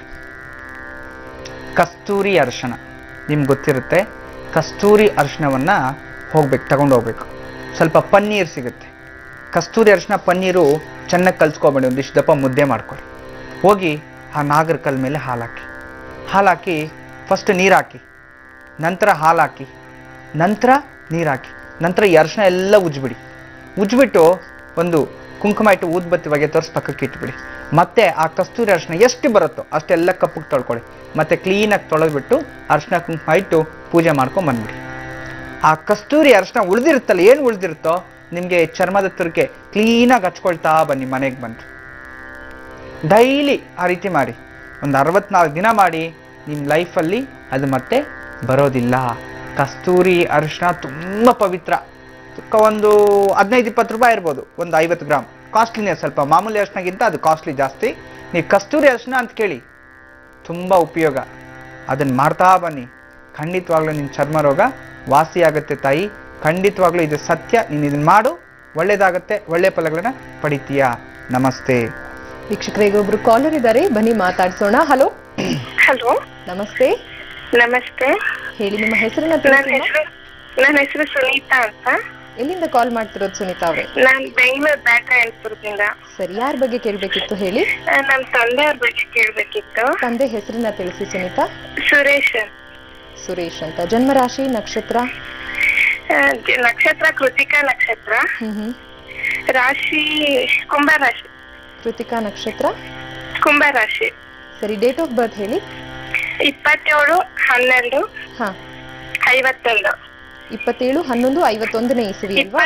27/12/52. ಸರಿ, ಸುನೀತಾ ಅವರು ಗುರುಜಿ ಅವರಿದ್ದಾರೆ, ಮಾತಾಡಿ ನಿಮ್ಮ ಪ್ರಶ್ನೆಗಳು. ನಮಸ್ತೆ ತಾಯಿ. ನಮಸ್ತೆ ಗುರುಜಿ. ಹೇಳಿಮ್ಮ, ತಂದೆ ಬಗ್ಗೆ ಪ್ರಶ್ನೆ ಇಟ್ಟಿದ್ರಿ. ಹೌದು ಗುರುಜಿ. ಎಷ್ಟನೇ ಮಗ ಅವ್ರ ತಂದೆ? ತಂದೆಗೆ ಎಷ್ಟನೇ ಮಗ ಇವರು? ತಂದೆಗೆ ಎಷ್ಟನೇ ಮಗ? ಅವ್ರ ಮೊದಲನೇ ಮಗ. ಜಾತಕ ಚೆನ್ನಾಗಿದೆಯಮ್ಮ. ಪಾಪ ನಿಮ್ ತಂದೆಗೆ ಆರೋಗ್ಯದಲ್ಲೂ ಸಮಸ್ಯೆ, ಆರ್ಥಿಕ ಸ್ಥಿತಿಯಲ್ಲೂ ಸಮಸ್ಯೆನೆ ತಾಯಿ. ಎರಡರಲ್ಲೂ ಸಮಸ್ಯೆ. ಜೀವನದಲ್ಲಿ ತುಂಬಾ ಕಷ್ಟಪಟ್ಟಿದ್ದಾರೆ, ಆದ್ರೆ ಎಲ್ಲರಿಂದಾನು ಮೋಸ ಹೋಗ್ಬಿಟ್ಟಿದಾರಮ್ಮ. ಹೌದಲ್ವಾ? ಹೌದು ತಾಯಿ, ಚಿಂತೆ ಮಾಡ್ಬೇಡ. ನಿಮ್ ತಂದೆಗೆ ಗಂಡ್ಮಕ್ಳು? ಒಬ್ಬ. ಆ ಮಗನಿಂದಾನು ಸ್ವಲ್ಪ ನೊಂದ್ಕೋಬೇಕು ಅಂತ. ಮಗನಿಂದಾನು ನೆಮ್ಮದಿ ಇಲ್ಲ ಅಪ್ಪನ್ಗೆ. ನೀನೊಬ್ಳೆ ನಿಮ್ ತಂದೆ ಮೇಲೆ ತುಂಬಾ ಪ್ರೀತಿ ಇಟ್ಟಿದ್ಯಾ ಬಿಡಮ್ಮ. ಒಳ್ಳೇದಾಗ್ಲಿ ತಾಯಿ. ಆದ್ರೆ ಜೀವನದಲ್ಲಿ ತುಂಬಾ ನೊಂದಿದ್ದಾರೆ. ಅಪ್ಪನ್ಗೆ ಒಳ್ಳೇದಾಗತ್ತೆ, ಚಿಂತೆ ಮಾಡ್ಬೇಡ. ಜಾತಕದಲ್ಲಿ ಈ ಒಂದು ಶನಿ ಮತ್ತೆ ಗುರು ಸಂಧಿಯಲ್ಲಿದ್ದಾರೆ ಅಷ್ಟಮದಲ್ಲಿ. ಅದರಿಂದ ಇವ್ರಿಗೆ ಏನಾಗ್ತಿದೆ, ಕರ್ಮ ಧರ್ಮಗಳು 15 ದಿನ ತುಂಬಾ ಲವಲವಿಕೆಯಿಂದ ಇರ್ತಾರೆ, 15 ದಿನ ತುಂಬಾ ನೊಂದ್ಕೊಂಡ್ಬಿಡ್ತಾರೆ. ತುಂಬಾ ಜೀವನದಲ್ಲಿ ಸಾಕಷ್ಟು ಸಲ ಈ ರೀತಿ ಆಗಿದೆ. ಕುಟುಂಬದಲ್ಲೂ ನೆಮ್ಮದಿ ಇಲ್ಲ, ಆರ್ಥಿಕ ಸ್ಥಿತಿಯಲ್ಲೂ ನೆಮ್ಮದಿ ಇಲ್ಲ. ಎಲ್ಲೋದ್ರೂ ಸಹ ಇವ್ರನ್ನ ಉಪಯೋಗ ಮಾಡ್ಕೊಂಡು ಬಿಟ್ಬಿಡ್ತಾರೆ. ಹಾಗೇನೆ ಕುಟುಂಬದವರು ಹಾಗೆ ಮಾಡಿರೋದು. ಇವ್ರನ್ನೆಲ್ಲಾ ವಿಚಾರದಲ್ಲಿ ಉಪಯೋಗ ಮಾಡ್ಕೊಂಡು ಜೀವನದಲ್ಲಿ ಕೈ ಬಿಟ್ಬಿಟ್ರು. ಆದ್ರಿಂದ ಇವ್ರಿಗೆ ನೀವೇನ್ ಮಾಡ್ಬೇಕು, ಪ್ರತಿ ಶನಿವಾರ ಒಂದು ಶನೇಶ್ವರನ ದೇವಸ್ಥಾನಕ್ಕೆ ಹೋಗಿ ಅಲ್ಲಿ ಒಂದು ಎಳ್ಳು ಮತ್ತೆ ಬೆಲ್ಲ ಮಾಡಿರ್ತಕ್ಕಂಥ ಪ್ರಸಾದ, ಎಳ್ಳುಂಡೆ, ಅದನ್ನ ಹಂಚಲಿಕ್ಕೆ ಪ್ರಸಾದ 1 kg ಅರ್ಧ kg 100 ಗ್ರಾಮ್ ಎಷ್ಟೋ ನಿಮ್ಗೆ ಶಕ್ತಿ ಇರೋಗೆ ಹಂಚೋದಕ್ಕೆ ಪ್ರಸಾದದ ಥರ ಕೊಟ್ಬಿಡಿ. ಒಂದು 16 ವಾರ ಕೊಡಿಸಿ. ಅದಾದ ನಂತರ ಪ್ರತಿ ಬುಧವಾರ ಮಹಾವಿಷ್ಣು ದೇವಸ್ಥಾನದಲ್ಲಿ ಸಾಯಂಕಾಲದ ವೇಳೆ ಒಂದು ಕಮಲದ ಹೂವನ್ನು ಕೊಟ್ಬಿಟ್ಟು ಬರಬೇಕು. ಕಮಲದ ಪುಷ್ಪ, ತಾವರೆ ಹೂ. ಹಾಗಂದ್ರೆ ಒಂದು 16 ವಾರ ಇವೆರಡನ್ನ ಮಾಡ್ಕೊಂಡ್ಬಿಡಿ. ಖಂಡಿತವಾಗ್ಲೂ ನಿಮ್ಮ ತಂದೆಯವರ ಜಾತಕದಲ್ಲಿ ಇರ್ತಕ್ಕಂಥ ದೋಷಗಳು ಹೋಗುತ್ತೆ. ಅನುಕೂಲ ಆದರೆ ಶನಿ ಮತ್ತೆ ಗುರು ಸಂಧಿ ಶಾಂತಿನ ಒಂದ್ಸಲಿ ಮಾಡಿಸಿ. ಒಳ್ಳೇದಾಗ್ಲಿ ತಾಯಿ. ನಮಸ್ತೆ. ವೀಕ್ಷಕರೀಗ ಇನ್ನೊಬ್ರು ಕಾಲರ್ ಇದ್ದಾರೆ ಲೈನಲ್ಲಿ, ಬನ್ನಿ ಮಾತಾಡ್ಸೋಣ. ಹಲೋ ಹಲೋ ಮೇಡಮ್, ನಮಸ್ತೆ ಮೇಡಮ್. ನಮಸ್ತೆ, ನಿಮ್ಮ ಹೆಸರನ್ನ ಹೇಳಿ. ನನ್ನ ಹೆಸರು ಕಾವ್ಯ ಅಂತ, ಬೆಂಗಳೂರಿನ ವೈಟ್ಫೀಲ್ಡ್ ಇಂದ ಕಾಲ್ ಮಾಡ್ತಾ ಇದ್ದೀನಿ. ಸರಿ ಕಾವ್ಯ ಅವರು, ಯಾರ ಬಗ್ಗೆ ಕೇಳಬೇಕಿತ್ತು? ಅದಕ್ಕೆ ಮೊದಲು ನಿಮಗೂ ಹಾಗೂ ಗುರುಜಿ ಅವ್ರಿಗೂ ವೈಕುಂಠ ಏಕಾದಶಿ ಹಬ್ಬದ ಶುಭಾಶಯಗಳು ಮೇಡಮ್. ನಿಮಗೂ ಕೂಡ ಅಭಿನಂದನೆಗಳು. ಕರೆ ಮಾಡಿ ಮಾತಾಡಿ ನಮ್ಗೆ ವಿಶ್ ಮಾಡಿದ್ದಕ್ಕೋಸ್ಕರ ಧನ್ಯವಾದಗಳು ಅಮ್ಮ. ನಿಮಗೂ ಕೂಡ ಶುಭಾಶಯಗಳು. ಹೇಳಿ, ಯಾರ ಬಗ್ಗೆ ಕೇಳಬೇಕಿತ್ತು? ನನ್ನ ಬಗ್ಗೆನೇ ಕೇಳಬೇಕಾಯ್ತು ಮೇಡಮ್. ಹೇಳಿಮ್ಮ. ಡೇಟ್ ಆಫ್ ನನ್ನ ಹೆಸರು ಕಾವ್ಯ ಅಂತ. ಹಾ. Date of birth 20/12/79. 20/12/79 ಇಸ್ವಿ ಅಲ್ವಾ? ಹೌದು ಮೇಡಮ್. ಪೂರ್ವಾಷಾಢ ನಕ್ಷತ್ರ. ಸಮಯ ಗುರುವಾರ ರಾತ್ರಿ 9:30. ಗುರುವಾರ ರಾತ್ರಿ 9:30. ಜನ್ಮ ರಾಶಿ ನಕ್ಷತ್ರ ಧನು ರಾಶಿ ಮೇಡಮ್. ಧನು ರಾಶಿ. ಸರಿ, ಗುರುಜಿ ಅವರಿದ್ದಾರೆ, ಕಾವ್ಯ ಅವರೇ ಮಾತಾಡಿ ನಿಮ್ಮ ಪ್ರಶ್ನೆ. ನಮಸ್ತೆ ಅಮ್ಮ. ನಮಸ್ತೆ ಗುರುಜಿ ಅವರೇ. ನಮಸ್ತೆ ತಾಯಿ, ಚಿಂತೆ ಮಾಡಬೇಡಿ. ಜೀವನದಲ್ಲಿ ಸಾಕಷ್ಟು ನೊಂದಿದ್ದೀರಾ. ದಾಂಪತ್ಯ ಜೀವನನೇ ಮೇಜರ್ ಸಮಸ್ಯೆ ಅಂತ ತೋರಿಸ್ತಿದೆ. ನಿಮ್ ಕುಟುಂಬದಲ್ಲಿ ಯಾರೂ ನೆಮ್ಮದಿಯಾಗಿಲ್ಲಲ್ಲ ತಾಯಿ? ಹೌದು ತಾಯಿ, ಹೌದು ಗುರುಜಿ, ಅದಕ್ಕೋಸ್ಕರನೇ ನಾನು ಕರೆ ಮಾಡಿರೋದು. ಎಷ್ಟೋ ವರ್ಷ ದೇವ್ರಿಗಾಗಿ ನಾವು ತಪಸ್ ಮಾಡಿ ದೇವ್ರ ಪ್ರತ್ಯಕ್ಷ ಆದಾಗ ಏನ್ ಕೇಳ್ಬೇಕು ಅಂತಾನೆ ಮರ್ತಾಗಿದೆ ಗುರುಜಿ. ಚಿಂತೆ ಮಾಡಬೇಡ ತಾಯಿ, ಯಾಕಂದ್ರೆ ಇಲ್ಲಿ ಜನ್ಮ ಜಾತಕದಲ್ಲಿ ತೋರಿಸ್ತಿದೆ ನಿಮ್ಮ ಕುಟುಂಬದಲ್ಲಿ ಯಾರೂ ಸಹ ನೆಮ್ಮದಿಯಾಗಿಲ್ಲ. ನೆಮ್ಮದಿ ಇಲ್ಲಮ್ಮ. ನಿನ್ನ ಜೀವನದಲ್ಲೂ ಅಷ್ಟೇ ತುಂಬಾ ಸಮಸ್ಯೆಗಳಿದೆ ಆಯ್ತಾ. ತುಂಬಾ ಮದ್ವೆ ಆಗಿದೆ ಅಷ್ಟೇ, ಜವಾಬ್ದಾರಿ ಜೀವನ ಅಂತ ಮಾಡ್ತಿದ್ರಿ. ಮದ್ವೆ ಆಯ್ತು, 19ನೇ ವಯಸ್ಸಲ್ಲೇ ನನ್ ಗಂಡ ಬಿಟ್ಟು ಹೋದ್ರು. ನನ್ಗೊಂದ್ ಗಂಡ್ ಮಗು ಇದೆ, ಅವರಿಂದ ಮೋಸ ಆಗಿದೆ. ಈಗ ಡೈವರ್ಸ್ ಕೋರ್ಟ್ ಅಲ್ಲಿ ಕೇಸ್ ನಡೀತಾ ಇದೆ ಗುರುಜಿ. ಮತ್ತೇನು ಇನ್ ಯಾರಿಗಾದ್ರೂ ನಿಮ್ಮ ಕುಟುಂಬದಲ್ಲಿ ಆಗಿರ್ಬೇಕಲ್ಲ? ಹೌದು ಗುರುಜಿ, ನನ್ ತಮ್ಮ, ನಾವು 4 ಜನ ಮಕ್ಳು. ಅದ್ರಲ್ಲಿ ನನಗೆ ಮತ್ತು ನನ್ನ ತಮ್ಮನಿಗೆ ಇಬ್ಬರಿಗೂ ಮದ್ವೆ ಆಗಿದೆ. ಅವ್ನಿಗೆ ಆಲ್ರೆಡಿ ಡೈವರ್ಸ್ ಆಗಿದೆ. ಇಬ್ಬರು ಗಂಡ್ ಮಕ್ಳಿದ್ದಾರೆ. ಅವ್ರಿಗೆ ಮದ್ವೆ ಮಾಡಿದ್ರೆ ಅವ್ರ ಪರಿಸ್ಥಿತಿ ಹಿಂಗೆ, ಅವ್ರಿಗೂ ಏನಾದ್ರೂ ಆಗುತ್ತಾ? ಹೌದಮ್ಮ, ಜಾತಕದಲ್ಲಿ ತೋರಿಸ್ತಿದೆ ತಾಯಿ, ಜಾತಕದಲ್ಲಿ ತೋರಿಸ್ತಿದೆ. ಇದು ಶಾಪ ಆಗಿರ್ತಕ್ಕಂಥದ್ದಮ್ಮ. ಇದು ಹಿಂದೆ ಶಾಪ ನಡೆದಿರುವಂತ ನಿಮ್ ಕುಟುಂಬಕ್ಕೆ ಬಂದಿದೆ. ಆದ್ರೆ ಏನು ಬೇಜಾರು ಮಾಡ್ಕೋಬೇಡಿ, ಇದಕ್ಕೆ ನಾನು ಪರಿಹಾರ ಕೊಡ್ತೀನಿ. ಏನೋ ನಿಮ್ಮಿಬ್ಬರ ಜೀವನ ಅಂತೂ ಈ ರೀತಿ ಆಯ್ತು, ಆದ್ರೆ ಮುಂದಿನ ತಂಗಿರು ಜೀವನ ಆದ್ರೂ ಚೆನ್ನಾಗಿರ್ಬೇಕಲ್ವಾ? ಗಂಡ್ಮಕ್ಳು ಗುರುಜಿ, ಇಬ್ರು ತಮ್ಮಂದಿರು. ಅವ್ರದ್ದಾದ್ರೂ ಚೆನ್ನಾಗಿರ್ಬೇಕು. ಅದರಿಂದ ಅವ್ರಿಗೋಸ್ಕರ ಆದ್ರೂ ಒಂದ್ಸಲಿ ನಿಮ್ಗೊಮ್ಮೆ ನಿಮ್ಗೆ ಅನುಕೂಲ ಆದ್ರೆ ಗೋಕರ್ಣದಲ್ಲಿ ಅಥವಾ ನಾಸಿಕಲ್ಲೂ ಅಥವಾ ಗಯದಲ್ಲಿ ಎಲ್ಲೋ ಒಂದ್ ಜಾಗದಲ್ಲಿ ನದಿ ತೀರದಲ್ಲಿ ಎಲ್ಲಾದ್ರೂ ಸರಿ ಒಂದು ತ್ರಿಪಿಂಡಿ ಶ್ರಾದ್ದ ಅಂತಂದ್ರೆ ನಾರಾಯಣ ಬಲಿ ಅಂತ, ಅದನ್ನ ಒಮ್ಮೆ ಸಲಿ ಮಾಡಿಸ್ಬಿಡಿ. ಪಿತೃಶಾಪಗಳು ಕಮ್ಮಿ ಆಗುತ್ತೆ. ಎರಡನೇದಾಗಿ ನೀವು ಒಂದು ಪ್ರಾಯಶ್ಚಿತ್ತ ಮಾಡ್ಕೋಬೇಕು ತಾಯಿ. ಏಕೆ ಅಂತಂದ್ರೆ ಇಲ್ಲಿ ಶಾಪ ಆಗಿರ್ತಕ್ಕಂಥದ್ದು ದೇವಿ ಅನುಗ್ರಹದಿಂದ. ಹಿಂದೆ ಯಾವುದೋ ಒಂದು ದೇವಾಲಯ ನಿರ್ಮಾಣ ಮಾಡಿ ಅಥವಾ ದೇವಸ್ಥಾನವನ್ನು ತೆಗೆಸಿರುವಂಥದ್ದು, ಅಥವಾ ನಿಮ್ಮ ಜನ್ಮ ಜಾಗದಲ್ಲಿ ನಿಮ್ಮ ಸ್ವಂತ ಜಾಗದಲ್ಲಿ ದೇವಸ್ಥಾನ ಇದ್ದಿರ್ತಕ್ಕಂಥದ್ದು, ಅಥವಾ ಅಲ್ಲಿ ಪೂಜೆ ಮಾಡ್ತಾ ಅದು ಬಿಟ್ಟು ಅದನ್ನ ಮಾರಿರೋದು ಏನೋ ನಡೆದಿದೆ ನಿಮ್ಮ ಕುಟುಂಬದಲ್ಲಿ. ಆ ಒಂದು ಶಾಪ ಅನ್ನೋದು ನಿಮ್ಗೆ ಕಾಡ್ತಿದೆ. ಅದಕ್ಕೆ ನಿಮ್ಮ ಕುಟುಂಬದಲ್ಲಿ ನಿಮ್ಮ ತಂದೆನೂ ನೆಮ್ಮದಿಯಾಗಿಲ್ಲ, ನಿಮ್ಮ ತಾಯಿನೂ ನೆಮ್ಮದಿಯಾಗಿಲ್ಲ, ಅಣ್ಣನೂ ಮದುವೆ ಆಯಿತು, ಡಿವೋರ್ಸ್ ಆಯಿತು, ನಿಂದು ಡಿವೋರ್ಸ್ ಆಯಿತು. ನಿಮ್ಮ ತಮ್ಮಂದರಿಗೆ ನಿಮ್ಮ ಕುಟುಂಬದಲ್ಲಿ ಯಾರ ಮೇಲೇನೂ ಈ ರೀತಿ ನೆಮ್ಮದಿಯಾಗಿರೋಕ್ಕೆ ಬಿಡ್ತಿಲ್ಲ. ಈ ಸಮಸ್ಯೆ ನಿವಾರಣೆಗೆ ಒಂದು ಚಿನ್ನದಲ್ಲಿ 1 ಗ್ರಾಮ್ ಅಥವಾ ಅರ್ಧ ಗ್ರಾಮಲ್ಲಿ ಒಂದು ನಾಲಿಗೆಯನ್ನು ಮಾರಿಸಿ. ಅದು ವಾಕ್ಶುದ್ಧಿ, ಟಂಗ್ ನಾಲಿಗೆಯನ್ನು ಮಾಡಿಸ್ಬೇಕು. ಮತ್ತು ಒಂದು ಅಭಯ ಹಸ್ತದ ಒಂದು ಹಸ್ತವನ್ನು ಒಂದು ಬೆಳ್ಳಿನಲ್ಲಿ, ಎರಡೂ ಒಂದು 10 ಗ್ರಾಮಲ್ಲಿ ಮಾಡಿಸಿ. ಒಂದು 10 ಗ್ರಾಮಲ್ಲಿ ಒಂದು ಬೆಳ್ಳಿನಲ್ಲಿ ಮಾಡಿಸಿ. ಇದು 1 ಗ್ರಾಮ್, 10ನೇ ಒಂದು ಭಾಗದಲ್ಲಿ 1 ಗ್ರಾಮಲ್ಲಿ ನಾಲಿಗೆ ಮಾಡಿಸಿ ಮನೆಯಲ್ಲಿಟ್ಟು ನಿಮ್ಮ ಕುಟುಂಬದವರೆಲ್ಲ ಒಬ್ಬೊಬ್ಬರ ಮನೇಲಿ 9 ದಿನ ಅದು ಡೈಲಿ ಪೂಜೆ ಮಾಡಬೇಕು.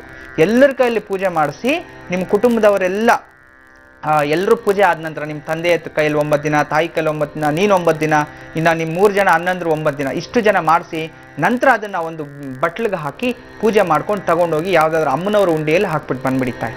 ಅಷ್ಟೇ ಲಾಸ್ಟ್. ಒಮ್ಮೆ ಜೀವನದಲ್ಲಿ ಮಾಡಿಬಿಟ್ರೆ ಆ ಶಾಪ ಅನ್ನೋದು ಹೋಗುತ್ತೆ. ಮುಂದೆ ನಿಮ್ಮ ಕುಟುಂಬಕ್ಕೂ ಒಳ್ಳೇದಾಗುತ್ತೆ. ಒಳ್ಳೇದಾಗ್ಲಿ ತಾಯಿ.